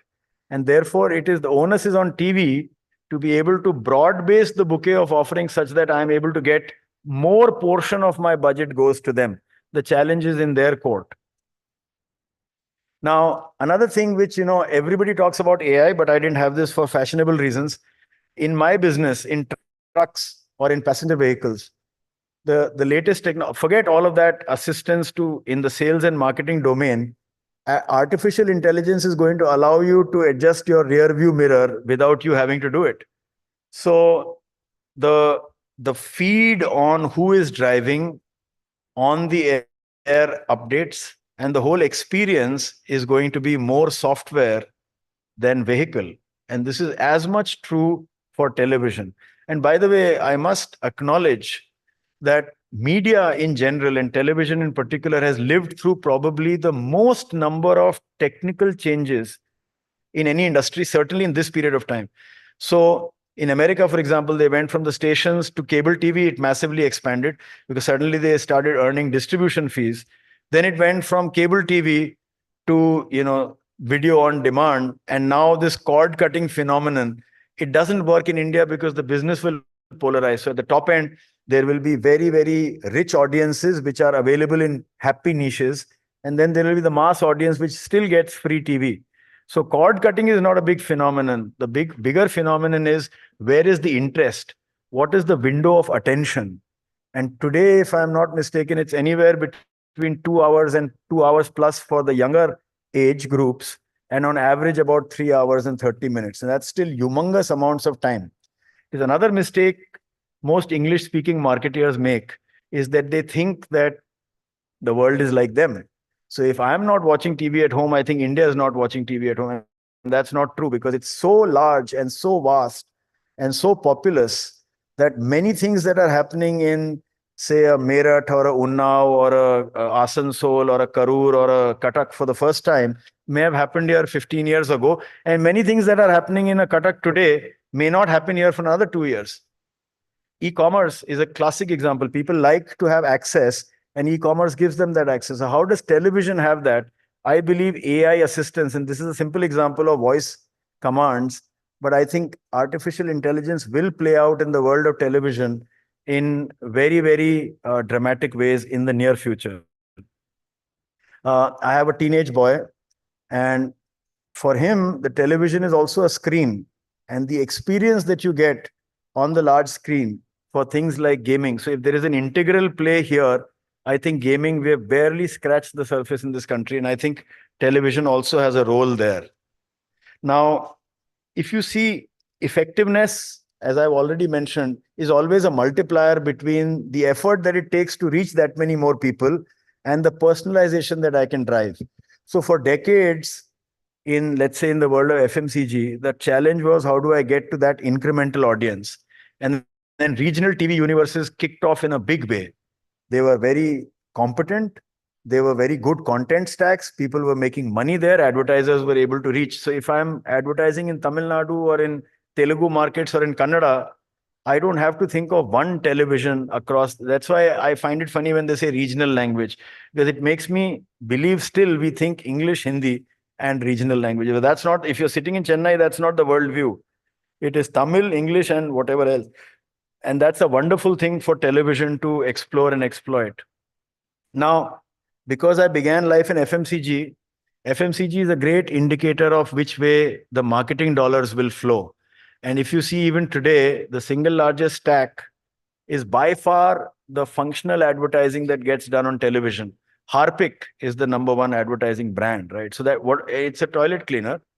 And it basically tells you that efficiency, both in terms of reach and cost per reach, but also effectiveness in terms of impact. They're not putting that money there because it's legacy. They're putting that money there because it gives them a return.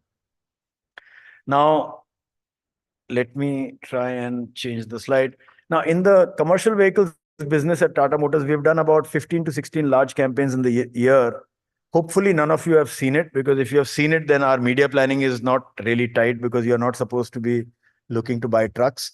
but we have explored all genres because our B2B enterprises are largely business driven. So business verticals are large on television. General entertainment is large for the small commercial vehicles business. We have tried to create opportunity stacks in regional languages. And now routinely our influencer content is also in about 11 languages. We are trying to sell innovations via television, anti-collision mitigation system, driver alert systems, sustainability. These are messages that need large audiences because these innovations take time for vehicles on the road for people to experience it. So we have been consistently using television to build this. Also, we have been doing content stacks for advocacy, and this advocacy is partly on television as episodic content, but also as free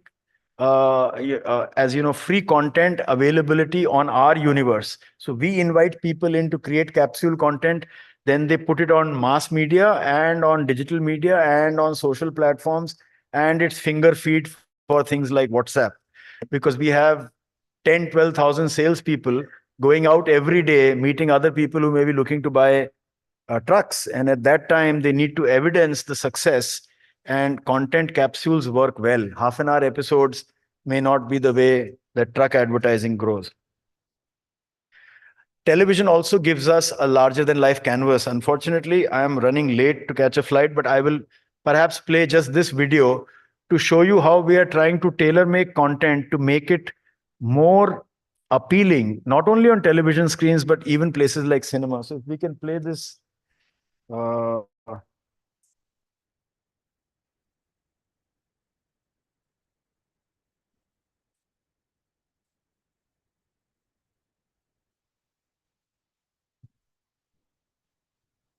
या bridge cement school पे कैसे पहुंचेगा? वहां तक अगर शिक्षा पहुंच सकती है तो स्कूल के लिए सीमेंट क्यों ना? ये होता है।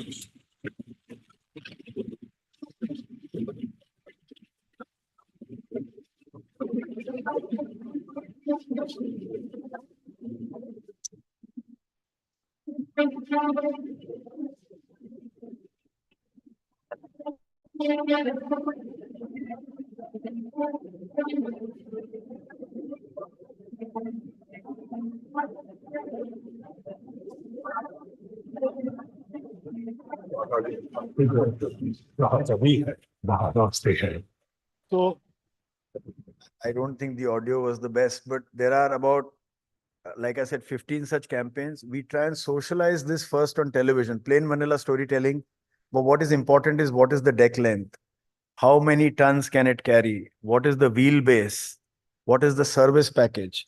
All of these things don't go very well on television. So immediately following the television campaign, we will then have an on-ground accompaniment. We will have influencer content. We will have social media content, then go back on television. So a few weeks in, then build through other means, then a few weeks back on. And this pulsing is also important for us to be able to gauge the return that we are getting. And by and large, it has worked well for us, and we intend to continue more aggressively on television. I'm going to skip a lot of the other apps. If you go to our YouTube channel, you'll be able to see almost all the recent campaigns. Almost all of them in some proportion have been on television. Now, India is a growth story in print. It is a growth story on television. It is a growth story on social media. It is a growth story across the world. And I think in terms of sentiment analysis that we get routinely, India is probably one of the most optimistic places in the world. Sometimes I feel perhaps we are irrationally optimistic as well, but optimism is a good thing. It's a good problem to have, because basically if you feel your tomorrow is going to be better than your today, then you invest in the future.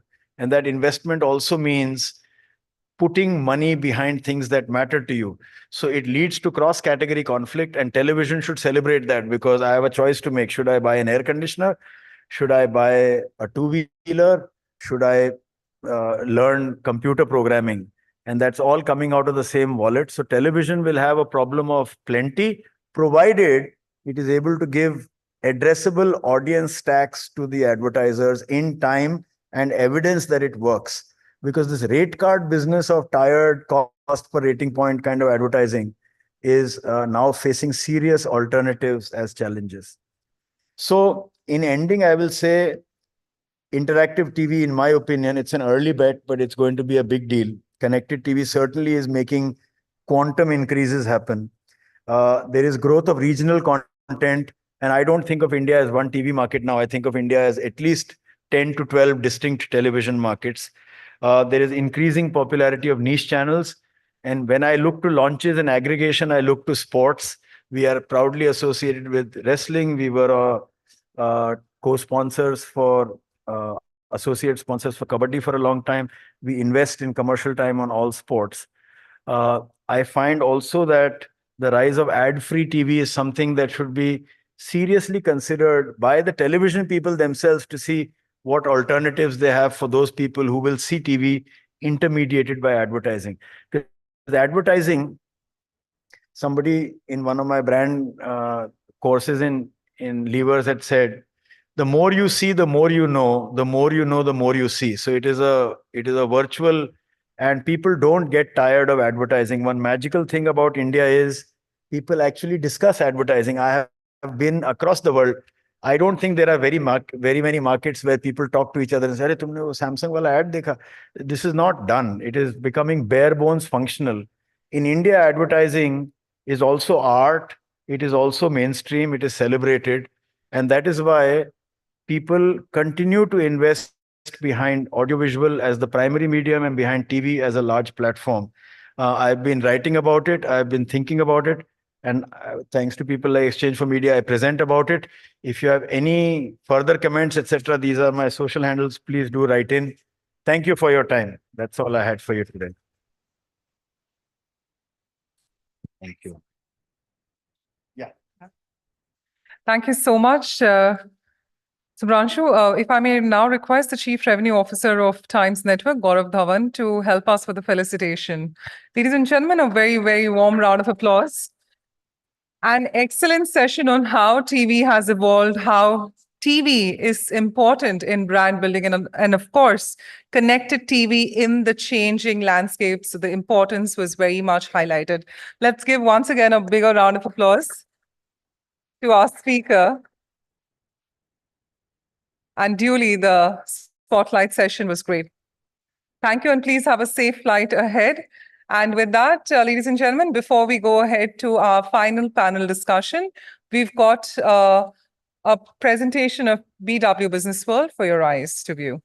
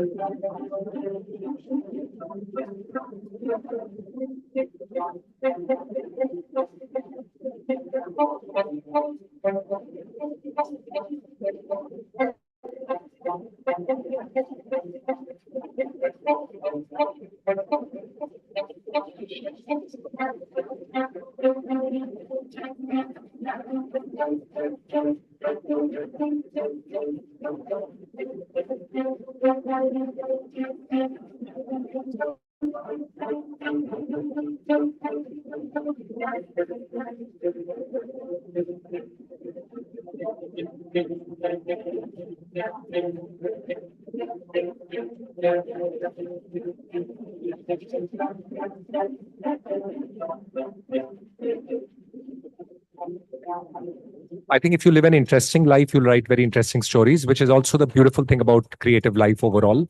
Learning can never stop. There is always something new, and I learn from my patients. And each one of us will use that choice based on the use that you have to put the technology to. The first film that made me sort of see how a human story and the layers of politics beneath. Panipat का युद्ध पढ़कर आने वाले दरोगा लोग investigation कर रहे हैं, तो उसमें थोड़ा विज्ञान मिश्रित होना चाहिए, ऐसा मेरी अपनी सोच है। A person may have a very enviable lifestyle, externally appear very successful and happy, but no one really knows what's happening within. It is not going to kill the supply chain, it is to empower the supply chain. And I'm happy to announce that we are still very much in the pilot stage and beta testing is going on. We are gradually building up our presence little by little as people get more and more confident. Because of the state of our cities, we have no option but to build smart and resilient cities.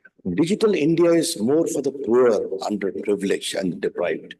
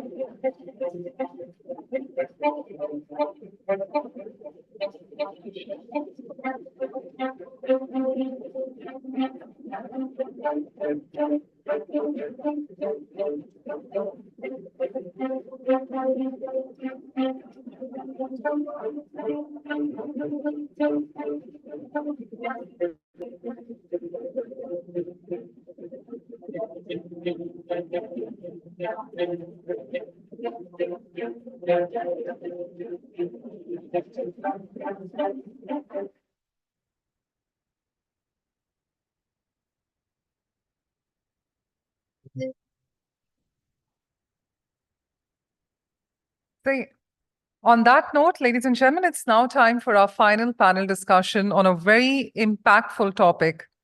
We're talking about optimizing media channels for advertising impact. Well, maximizing advertising impact requires a strategic optimization of media channels. Tailoring content to suit each platform, understanding audience behavior, as well as leveraging data-driven insights are truly essential. To talk on this, it's important to align the message with the medium so that the advertisers can effectively engage the target audience. Well, it is now time for us to welcome all our eminent panelists on the stage. Madhu S. Datta, Head of Marketing and GM Brand Media Digital Social of Raymond Limited. Thank you, Madhu, for joining us. Also, we have with us Priyanka Khaneja Gandhi, Director Integrated Brand Experience Lead, Colgate-Palmolive India Limited. Thank you, Priyanka, for joining in. Ria Joseph, Head Media and Digital Marketing, Britannia Industries Limited. Thank you, Ria.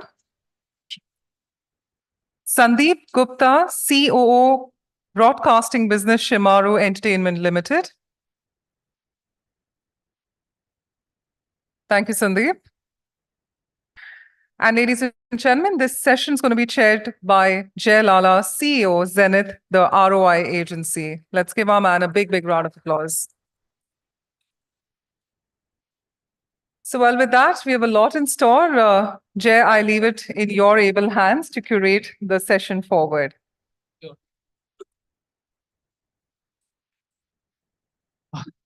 So, very good afternoon to all of you all. And I think we started the discussion already in the waiting area. So we are quite warmed up to this panel. What we are going to do is we are going to drift a little bit away from the topic which has been aligned, and we are going to get into something which is the elephant in the room. So what we'll do is I'll start away, get into it, and I'll ask each of you all this question, pertinent question, which is going, and you all are all sort of media heads, brand heads of large corporates, and there's a lot of money which you spend on media and advertising. So my first question to you is, I'll start with you, is TV dead or is TV dying? Hello. Hi, good afternoon, everyone. Jay, I mean, I'm completely not in sync with what you're saying. And it's a medium which really gets into every nook and corner of India. It has a huge mass appeal. Yes, the relevance has not changed, but there are alternative mediums which have come up. But having said that, I think television is still one of the primary, medium in every household, whether, and especially when it comes to the regional channels, the regional penetration, because India is many countries within one country. So therefore, just saying that one medium has died, I am not in concurrence to that. So, but I mean, and again, it also depends on what kind of category that you're handling, what kind of brands. So depending on the category, there are certainly there are changes in terms of the percentage that you spend on different media, but television definitely is one of the key mediums to consider. No, thanks. Ria, I'll just move on to you, and before you can answer the point. What I'm trying to ask, okay, while she says that TV is not dead, but I want to say that what do you foresee it dying in the next 5 years? Maybe not in the next 5 years. And I think I will maybe spin it around. TV will die soon, and I can't tell you a number of years. If two things happen. One is if there is some substantial third party measuring or monitoring which happens for digital, right? That's the first thing. And the second thing is, of course, digital efficiencies have to come down, because right now it's almost, even for the smallest unit of video, it's almost 20x that of TV. So if these two happens, I think TV can die die a very fast death. Don't know when that's going to happen and if that will happen. But that's the only way I can see TV dying, because otherwise, as Madhu said, India is a vast country, too many people. Subscription cost for TV is much, much lesser. And TV affords great entertainment at a very low value. So if things don't change, TV cannot die very soon. Got it. Priyanka? Is it on? Can you hear? So your take on this. So one person is saying clearly TV is not dying. Ria's point of view is that not right now, but she foresees it in the next, not 5 years or 10 years, that probably given certain constraints which digital has, TV is probably staring at its death. What's your point of view? Yeah. So, well, in a country like ours, where, 1.4 billion people, you have a rural population, you have a large urban population, and you then have maybe the top 25 million people who have a really high sort of purchasing power. So it's fairly dynamic. In that, I mean, I can go with facts. What we have seen, and we also deal with a category which is very, very deeply penetrated. Almost everyone buys a toothpaste, so it's 100% penetrated. We also deal with the challenge of having brands that are mass penetrated, to building brands that are talking to a more premium segment, which are more, specific to a benefit. What we've seen is that TV reach still continues to hold on. If you look at a longer trend of data, the reach would have come down maybe a few points, a couple of points. What is really coming down is time spent on TV, because people's time is now getting, spent on multiple devices. And for us, it is more, and like we say, India is a country of and, it is not, this or that. So we do, and I do see the relevance of TV holding on, for consumers and audiences, or maybe segments where it is still deeply reached. Of course, there are opportunities now, and there are sizable opportunities of reaching people through digital. So equally possible to, build a demand generation model without TV. Then you have a certain scale of ambition, and you want to run a business out of, I don't know, maybe 100 million people, with a certain level of trial and all of that. So both are possible. So, but hard to say that when will TV die? I think it is all about, finding the right mix of channels and touch points to reach the consumer at the right time and the right message. And in that context, I think TV still holds strongly for some segments and may not have any relevance for, a certain set of segments. Got it. Oh, very interesting. Sandeep, the ball is in your court. Now you defend it. So yeah. So I think there are two perspectives to this. One with the viewer perspective and the advertiser's perspective. With the viewer's perspective, TV has a long life, right? Because the kind of content that we as Indians watch on TV is very family based. And as long as the family fabric remains in India, the TV won't die. Yeah, because whatever content otherwise we see is mostly not a family viewed content. Either you can see as a husband wife, right? A very limited content is available, which is very widely we can be seen with us. So with that perspective, TV would have a longer life. As long as OTT regulations come and suddenly OTT has to change their content fabric, yes, then we'll have, for the viewers' perspective also, they will have a better. The other thing is curation. A lot of us are, we don't get too much of time to spend on anything that you want to curate. Like, for me, why does YouTube work? I would search one of my content that I want to see, and then the curation, the AI, what it throws, right? When we have so many OTT options, right? You spend a lot of time in trying to figure out what you want to watch. Correct. So that's another reason why I feel that this curation helps a lot. That's one reason music channels have not died. Music channels have significantly reduced their GRPs, but they have not died, right? Because the curation that's being offered are fabric, and people know that this is my taste, and they will not have to jump here and there. So that again is a very big plus for TV, the curation aspect of it, and the content creation. Even today, if you see OTT platforms, uh, like I just read some time back, Netflix has acquired the rights of WWE. Why? Because they want to become what TV is doing, right? So live action, which was one of the important aspects of TV, they know that with whatever they are now creating, marketing, to survive for them, it's not possible unless they have something which is seamless viewership and people have to come regularly.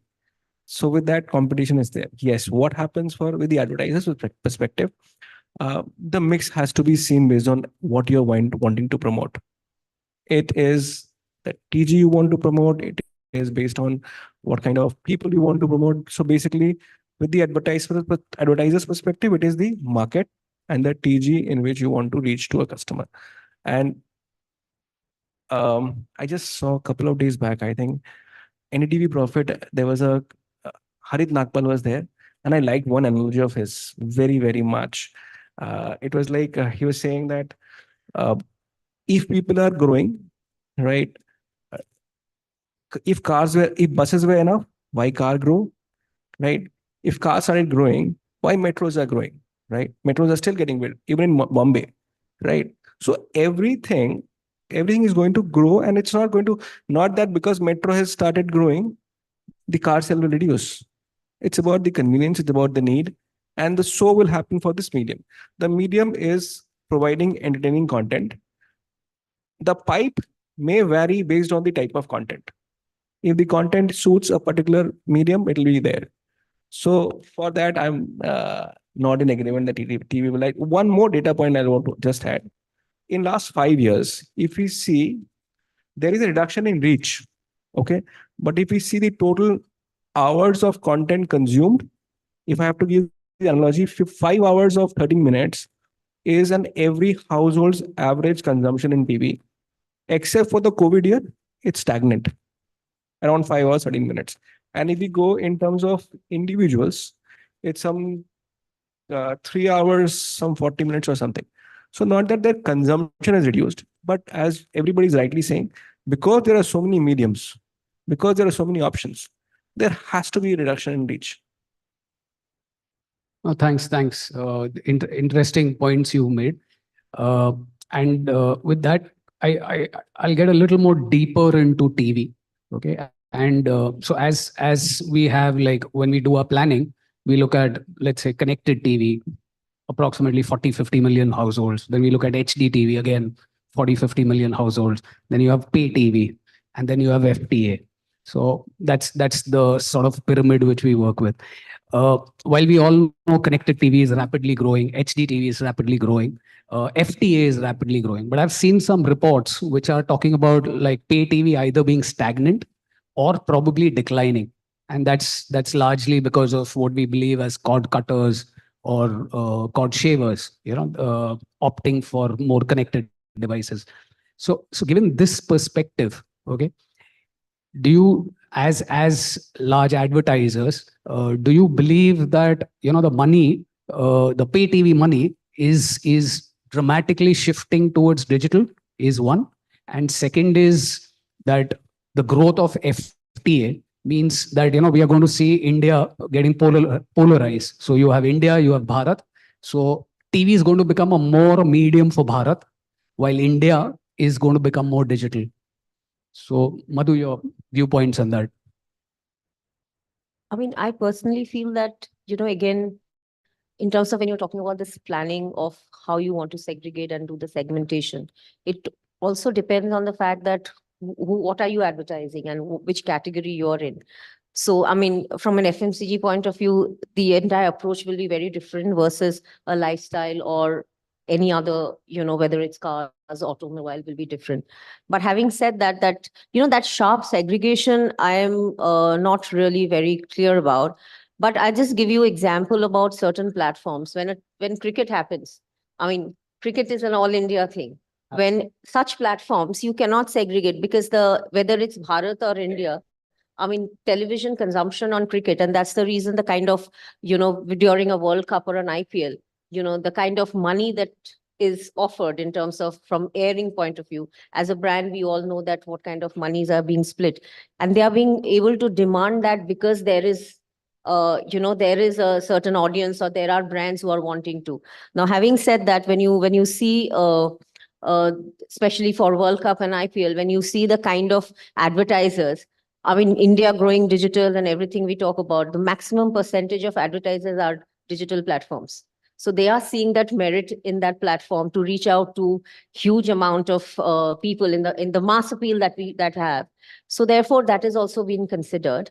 But having said that, it again from a content point of view, the discretion that you're talking about of Bharat versus India, it depends on what is the content and who you're wanting to reach out to. So therefore, that amount of I mean, it can't be a sharp Bharat versus India. It's all about that who you're targeting, what content you're targeting, and in what category you're operating on. So that would be the determining factor for it. Got it. Fair point. Ria, what's your point of view on? I think your question had 2 points Yeah. or two parts. So the first part was what Madhu answered about pay TV and how she's going to address it. So I'll try to answer the second one, which was I think you asked about FTA and is that bringing down the premiumness of TV? Was that your question? Yeah. Like basically what I'm trying to say is that with pay TV slowly, numbers saying that it's declining, Sure. does it mean that TV is therefore going to be a very Bharat kind of a medium? Right. Is what I'm saying. FTA is growing. FTA is definitely growing. Sure. Okay, so then what I would say is that we shouldn't really look at TV as pay TV, cable, FTA, DD, all of them, because we look at it as how are we reaching out to the consumers, right? So whether it is through connected TV, pay TV, or FTAs, we are finally addressing the business challenges to reach out to the consumers and making them buy our product, right? So like, for example, if you remember, maybe 10 years ago, we used to have a huge percentage of our TV budgets on niche channels that we never used to spend because the CPRPs were great, right? We were also not getting any incremental reach. It is because we felt, or, anecdotally, we felt that people like us watch a lot more of the Star World and National Geographic, etc. Nowadays, we have replaced it with connected TV. Right. So whether it is on OTTs or, connected TV on YouTube or any of those, that is how we've done. So if you ask me, it's just the niche part of it, and rightfully so, because there is no niche anymore in regular TV. Right. Even in HD, you don't have niche. So that is what is getting replaced with connected TV. And that's about it. So for a consumer, they are watching everything on the same screen. It's for us media planners that it has actually become connected TV also becomes digital, which it actually is not. So that's where it is. Priyanka, what's your viewpoint? given that you handle a brand which has such a large penetration, is there a clear bifurcation in when you plan? Yeah. So I'll pick from what you said, as advertisers, and when we are doing, building plans or demand generation for brands, we don't look at paid TV connected FTA from that lens.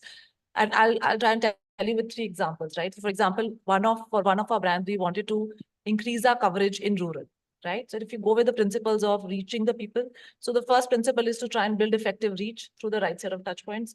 We know that there are markets like UP and Bihar where rural parts of this, almost 40-50% are still media dark. And over the years, mobile access has led to digital, consumption actually, or digital reach being higher than TV. So there, our mix will have, a higher composition of free to air because, the reach of free to air is higher. We also use digital for rural because that's that allows us, enables us to get incremental reach. Then you look at all other sort of touch points. So it's, finding the right mix, and which has a reasonable amount of digital in it, on top of TV. But the first principle is always which is the highest reach and which is, the most effective to reach as the first medium, and then you build on top of it. Now, on the other side of the spectrum, we have, let's say, our, premium brands like, our whitening toothpaste, Visible White, if you see. There we're trying to appeal to a younger audience and a premium audience. So there for example, connected TV is a part of that plan because that's a relevant audience and, we want to reach them consistently. So that's how the mix changes for us. So like I said, there's a core portfolio where we want to reach out to large parts of India, high reach, penetration is high, distribution is high for us.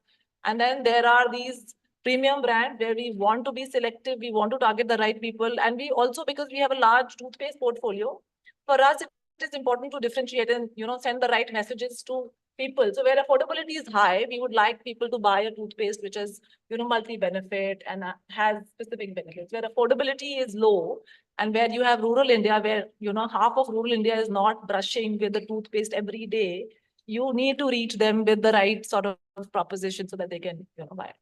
And then the third thing is also, regional variations. And for example, if you look at Tamil Nadu as a state, very, very high consumption of TV is still there. So when you go by numbers and reach build up, we still feel that TV coverage is reasonably high and, other touch points don't give you incremental reach. So from a reach point of view, that's the lens with which, you look at it. The other lens with which one looks at touch points is how do you want to connect with the consumers at different parts of the journey. So while we are talking about digital mostly from a YouTube or a social point of view, there are other things that a lot of people are searching, right? A lot of people are going onto e-commerce platforms to search for products and buy. There are a lot of people who are searching on Google on concerns and things. So those are also now equally important elements for us because while you're trying to build attention, reach with a certain communication, you also want to be discovered when people are on a platform searching for you.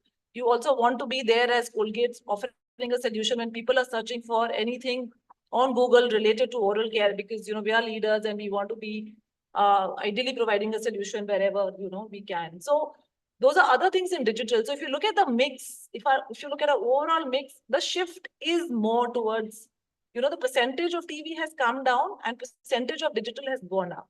But it is, a combination of all these things that is also driving the change. For example, e-commerce media is a significant part of our digital investments now. So I just want to. There was a very important point which you said, and I just want to delve a little more. Is about regionalization of TV.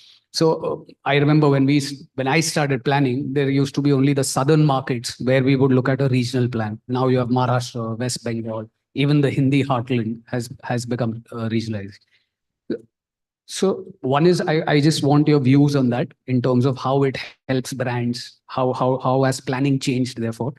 And second is that we are seeing a tremendous amount of growth here from a regionalization point of view, regional TV and regional markets are also becoming very important. From a media planning perspective, does this mean that, we always do this top-down kind of planning? We'll have a Star Plus or a Z in our plan, and then we keep adding regional channels. Is the time come where we have to do bottom-up planning? We plan at state and then we sort of look at national channels. So I would say wherever there is scale, we do bottom-up planning, right? So the 5 states I mean, the 4 South states and Maharashtra and West Bengal are reasonably penetrated with regional TV, right? Where the southern market should be in the range of 70 to 90% regional. If you go across AP, Karnataka, Kerala, TN with, and then there's West Bengal and Maharashtra, which are almost, I think, 50-60% regional, right? So you do a bottom up. And there are times when we only advertise in those states. You can, take a call and say you want to only be in West Bengal or a Maharashtra, and you can get adequate coverage with TV. Now, their digital is also an enabler because Hindi in a state like Maharashtra, where you can only cover, let's say, half the population with regional, but ideally you want to cover more, digital becomes like a good enabler to add on that. So bottom-up planning, definitely wherever you can. I think only when it comes to the Hindi belt, if your objective is to cover the large part of North and West, then you would start with, a certain base of Hindi channels, and then you do the builds, in that manner. But first principles are largely bottom-up wherever you can do it. Got it. Ria, what's your point of view on that?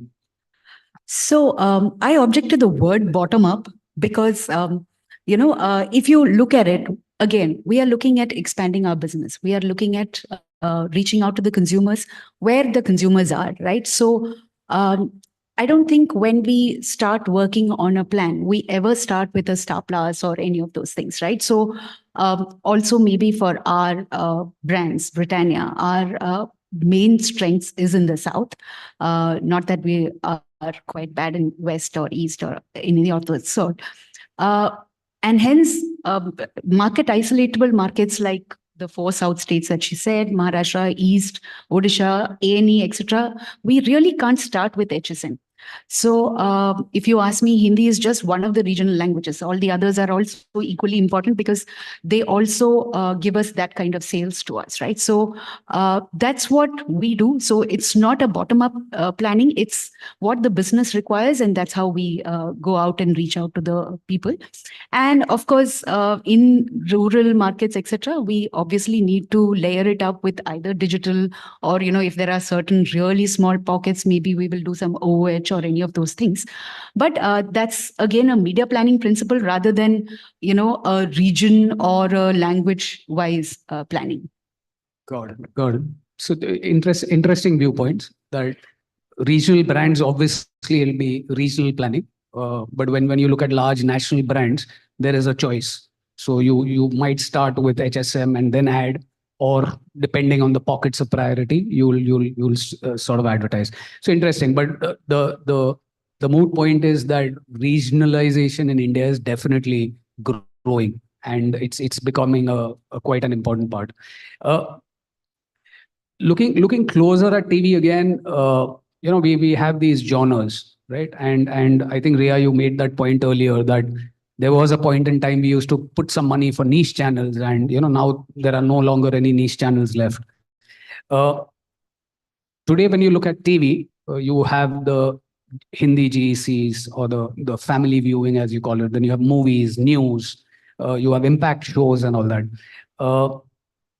So from your point of view, like on a scale of like 1 to 5, where one being least important, 5 being most important, what is your priority when you look at your brands and say that this is something which is making most sense to me? This probably doesn't make sense, and over the years, I think this will like what's the sense for music? What's the sense for Hindi movies? With so much of content being available on OTTs and all that, will they still have the relevance which we expected? I'll start from Madhu. So, I mean, we're handling a male lifestyle brand.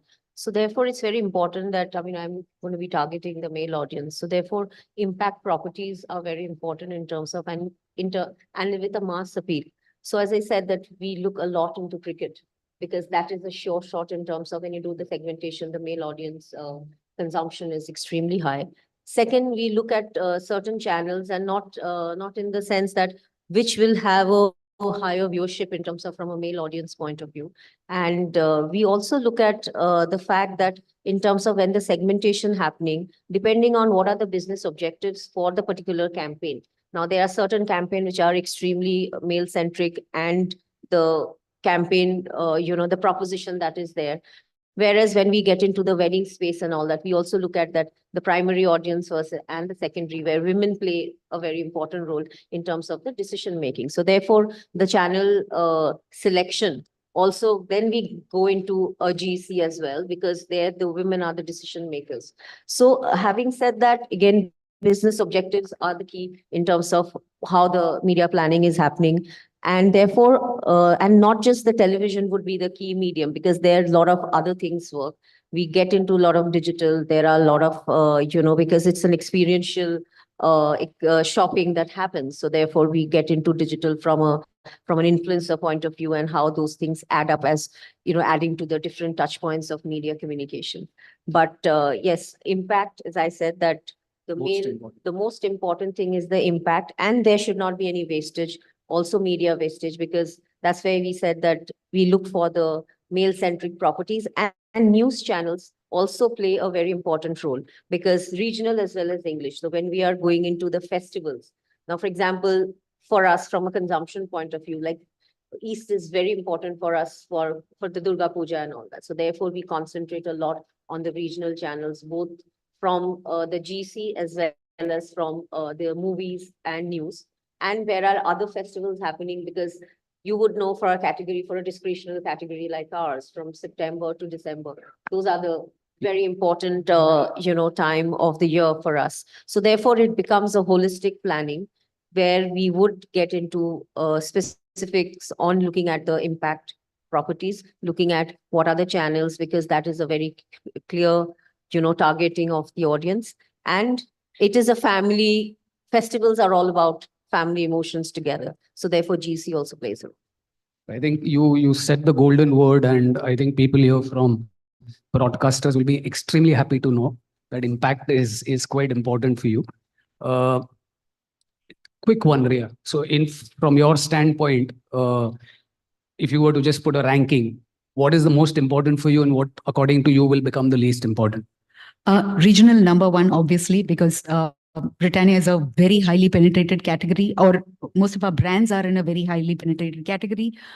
We are a 5 rupee brand, right? Of course, we have higher SKUs, but 5 rupees is the one which sells the most. So regional GCs, etc. And if you ask me, those are both equally important.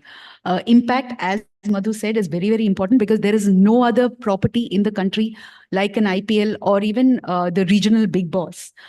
They all actually gives you that extremely fast reach, and you can actually see the results on your brand tracks, etc., from the next month. So that's also equally important, or maybe I will put it as a rank 2.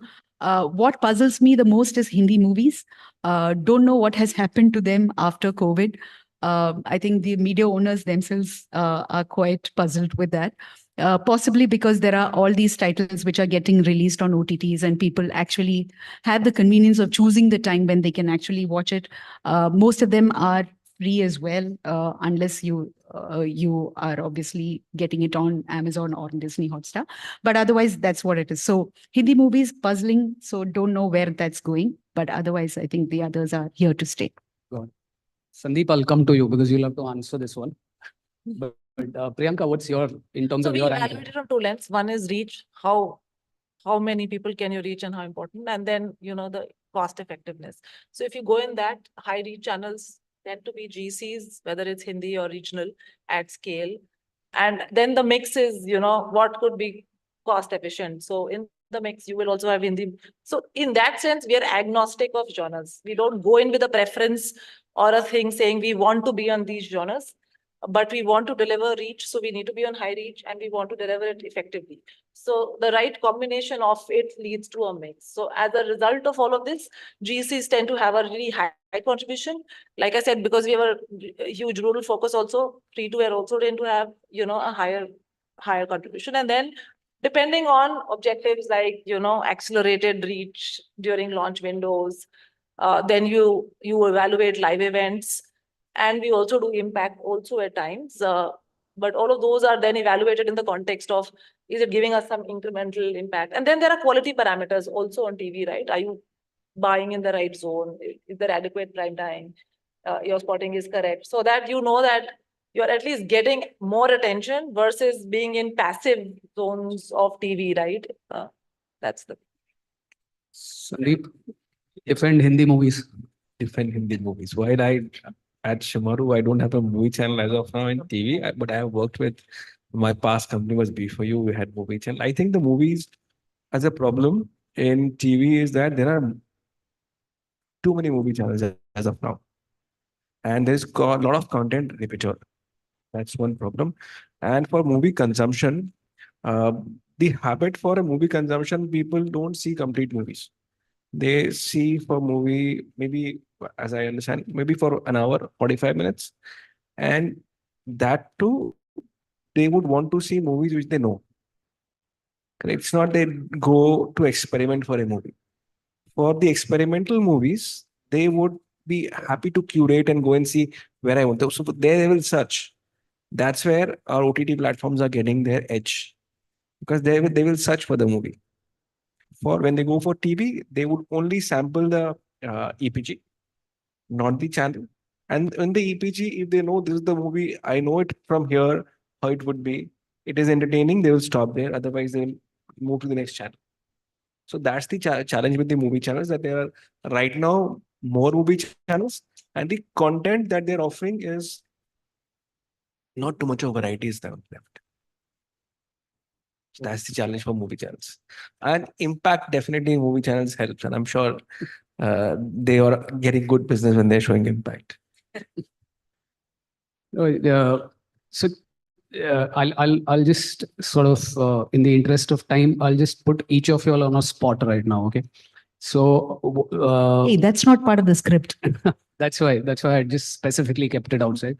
So as per the ADEX, currently you take whichever industry report, they say that digital is approximately 35%, TV is at around 30%, and digital is supposed to be growing at the rate of 15 to 20%. TV grows in single digits at around 8 to 10%. So this is what we are looking at as the picture. From your perspective, okay, do you think that TV will grow? Or do you think that TV will stabilize or TV will come down? From your perspective, your brands, given that this is the way ADEX is moving, but this is what you perceive for your advertising spend. Yes? Say unfair stuff. It's a front bencher problem. Yeah, exactly. You have to put it here. No. So, see, at this current moment, the way things are, like when earlier we said that time TV was ruling the roost. There were no other, medium as such, other than obviously at an ATL level, we're going down to OH and the rest of the stuff. But the strongest medium was television. Then the new kid has happened with digital. And India is obviously from a younger audience point of view. I mean, we are a very young country. So therefore, the digital consumption is also pretty high. And therefore, the platforms and the digital different areas of digital, the numbers that you're showing, we all say that digital is growing. So, I mean, that now whether it will, I mean, it has, as far the numbers are going, it has overshot as far as television is concerned. But there are a lot of ways that television, there are certain things which used to be the key differentiators. I mean, as long as television doesn't get, I mean, as long as there needs to be innovation bringing into the television forum, because anything which happened or which was, quite significantly high at 10 years back or 12 years back, you can't, survive with that. So when it comes to television, there needs to be a lot of innovation that will come in. Having said that, whether it will go down or go up is debatable. I am no expert to talk about it, but I can give you an example from our media plan point of view. Like if 5 years back, or rather 8 years back, if it was 80% or 90% television and the rest would be others. Now we are also, because we are wanting to address a certain audience, we are trying to address younger audience, and the consumption habit, media consumption habit have also dramatically changed in the last 4 years. So in our media plan also, the digital intervention has come in way more in terms of, it would be today say a 65% television and the balance is TV. So sorry, balance is digital. So therefore, from that point of view, we are from a marketing point of view, all of us are getting into going in that direction. But it will stay. But then again, going back to my firm belief that it is very agnostic to what kind of categories you are in, what is your business objective, what is the proposition you want to reach out to the consumer. But effectively, from a media point of view, what is the mix that works is something that will rule the roost. So 65-35, will this change? Like in the next 3 years, do you think this will become 50-50, or do you think it will stabilize at somewhere close No, to I'm this? sure it will, because because it all depends how the consumers are, right? Because if it has changed from a 80 to this number, it is because how the media consumption has changed over the years. So therefore, it's very difficult for me to forecast in 5 years how it's going to be. But if this is the the trend that is, so it all depends on, because from a marketing point of view, we need to be effective in what we are doing. We need to reach out to the consumer without much of wastage. So how the entire thing transpires is going to determine the percentage of media spends. Clear. Ria, what's your take? So I'm going to answer in two parts, but I'll make it short. Okay. So one is that maybe we will talk about India AdX. What is the India AdX expenditure? Obviously, digital is coming up, and the saliency of TV is reducing by the year, maybe 1 or 2%. Right now, I think they are at some 34%, while digital is at about 58%, etc. Right. So you can see that the AdX is favoring digital. The growth is also much higher for digital, etc. However, if you look at the mix of advertisers on TV versus digital, the difference is very, very stark. Like on TV, 45% of their AdX is from FMCG, 20% from e-com, and then the rest of it comes up, right? Like real estate or consumer durables and all of that. While on digital, almost 65% of the AdX is from SMEs. So which is, from a home baker to a person who's actually doing some delivery, etc. All of that is part of that huge chunk of 58% of AdX, right?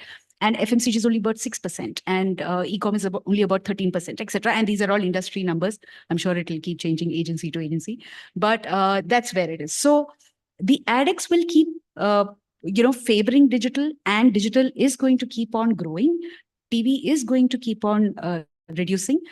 The AdX and the digital growth is mostly because of the SMEs and the smaller, newer brands which are coming to play, rather than the traditional guys changing their media mix drastically.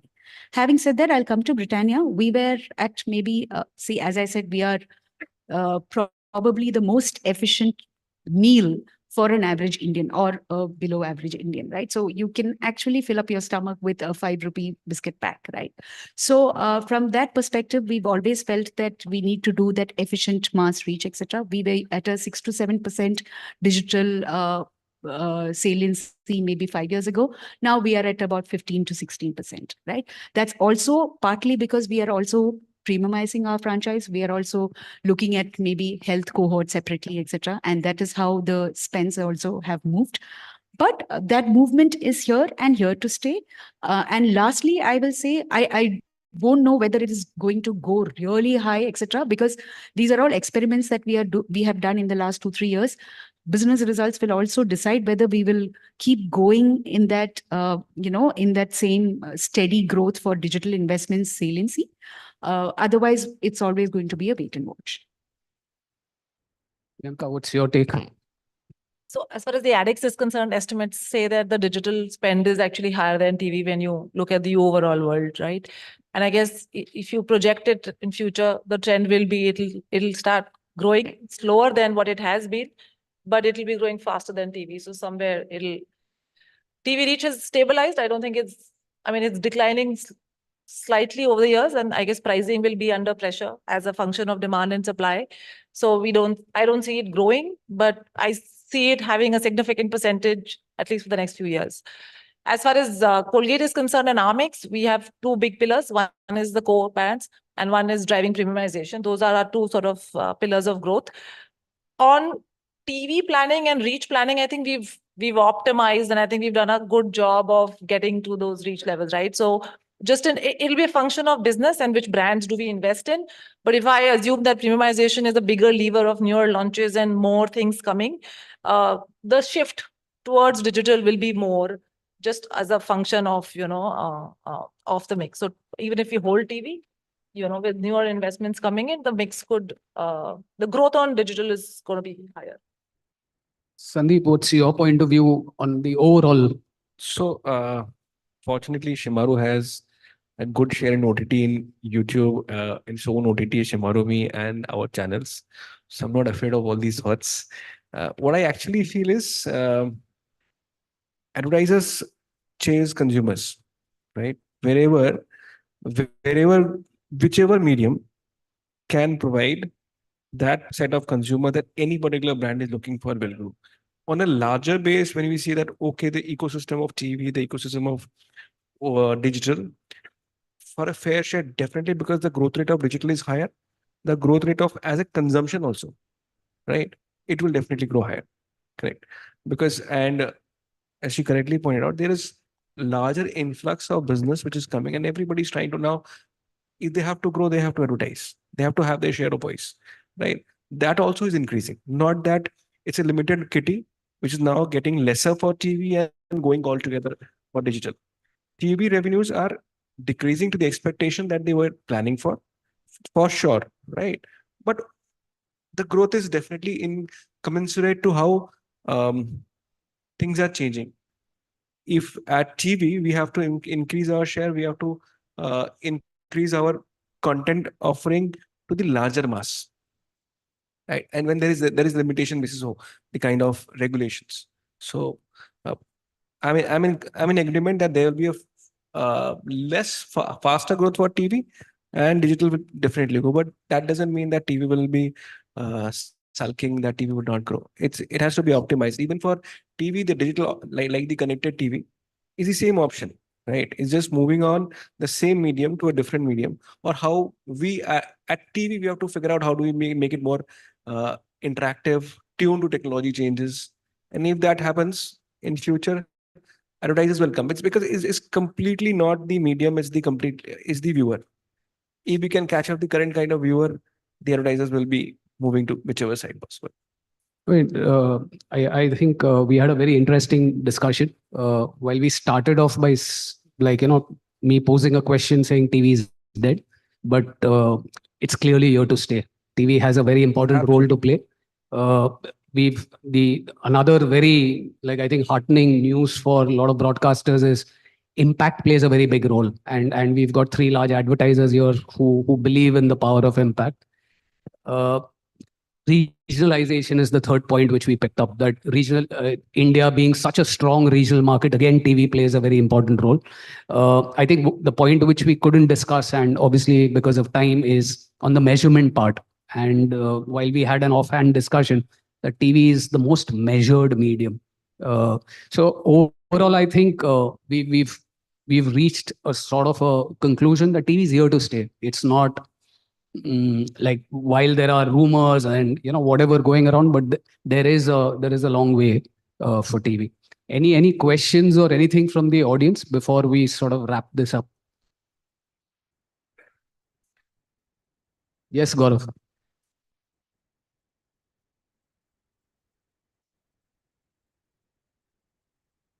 Yeah, and we forgot to mention news also plays a very important role. So thank you, Jay. Yeah. Firstly, Jay and the entire team there, great thoughts from all of you. Take it as a great sign of encouragement. We'll come back to you with increased budgets on TV. Having said that, what I want to know is, see, one aspect that you largely covered was the reach, impact, a little bit measurement. But one aspect that I would like maybe all 4 marketers to throw some light is, how do you see the TV environment playing for content? Branded content has become a very large part of conviction and building conviction. Especially during COVID, it was seen that brands that had actually built conviction for their franchise actually performed well in COVID, vis-a-vis brands that did not do that. They were only busy doing transaction and ROI analysis. So fundamentally, do you as marketeers see the role of TV being important in content? And is that relevant for your brand? So really, that's the question. Anyone would want to take that up?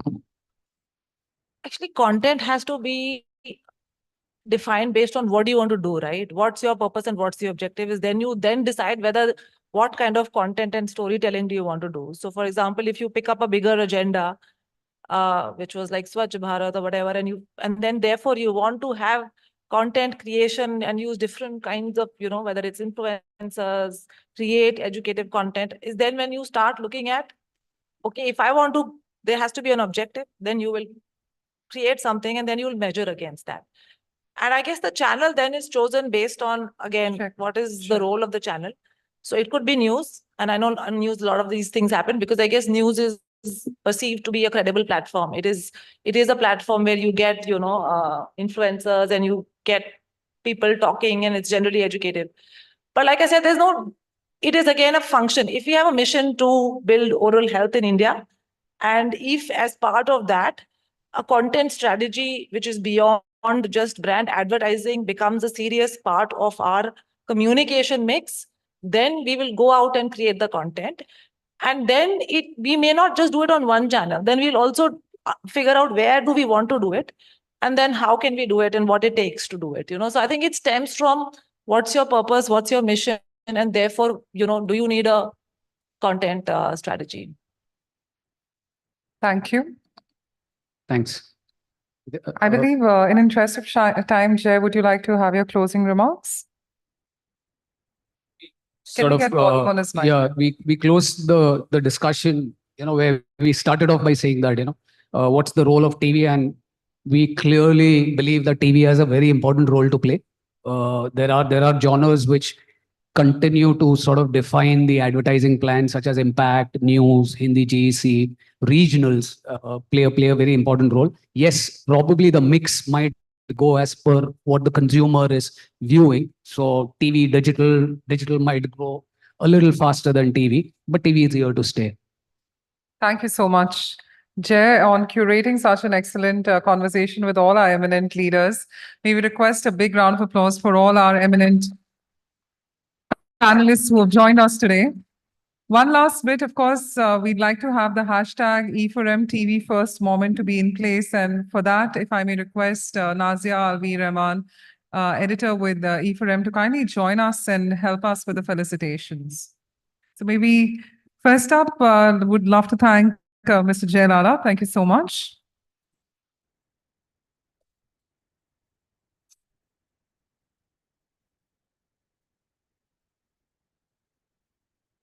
Thank you so much, Madhu.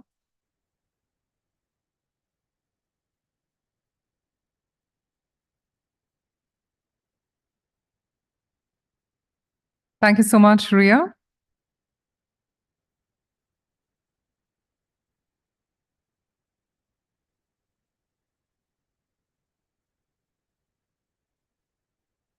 Thank you, Priyanka.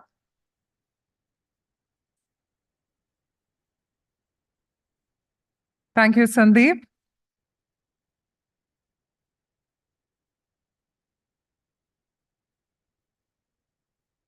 And if I may request all of you to please come together as a group photograph.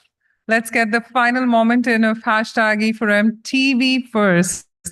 Well, ladies and gentlemen, that was a great session on optimizing media channels for advertising impact. And I hope there's a lot to take back from every session you've been a part of. A lot of key learnings have happened so far, and we hope that you keep growing in your professional endeavors thanks to conferences and summits like these. Well, with that, a big thank you to all our panelists. So, ladies and gentlemen, with that, you've been a fabulous audience. We'd like to humbly thank each and every one of you. Of course, we would now request you to kindly step out, as we have now time for us to revamp this arena for our awards, which is coming up next. If you are a part of it, we'd request you to kindly re-register at the registration booth. This is me, Bhavna Bhatia, signing off for today, and we might want to leave with the partner presentations for all of you.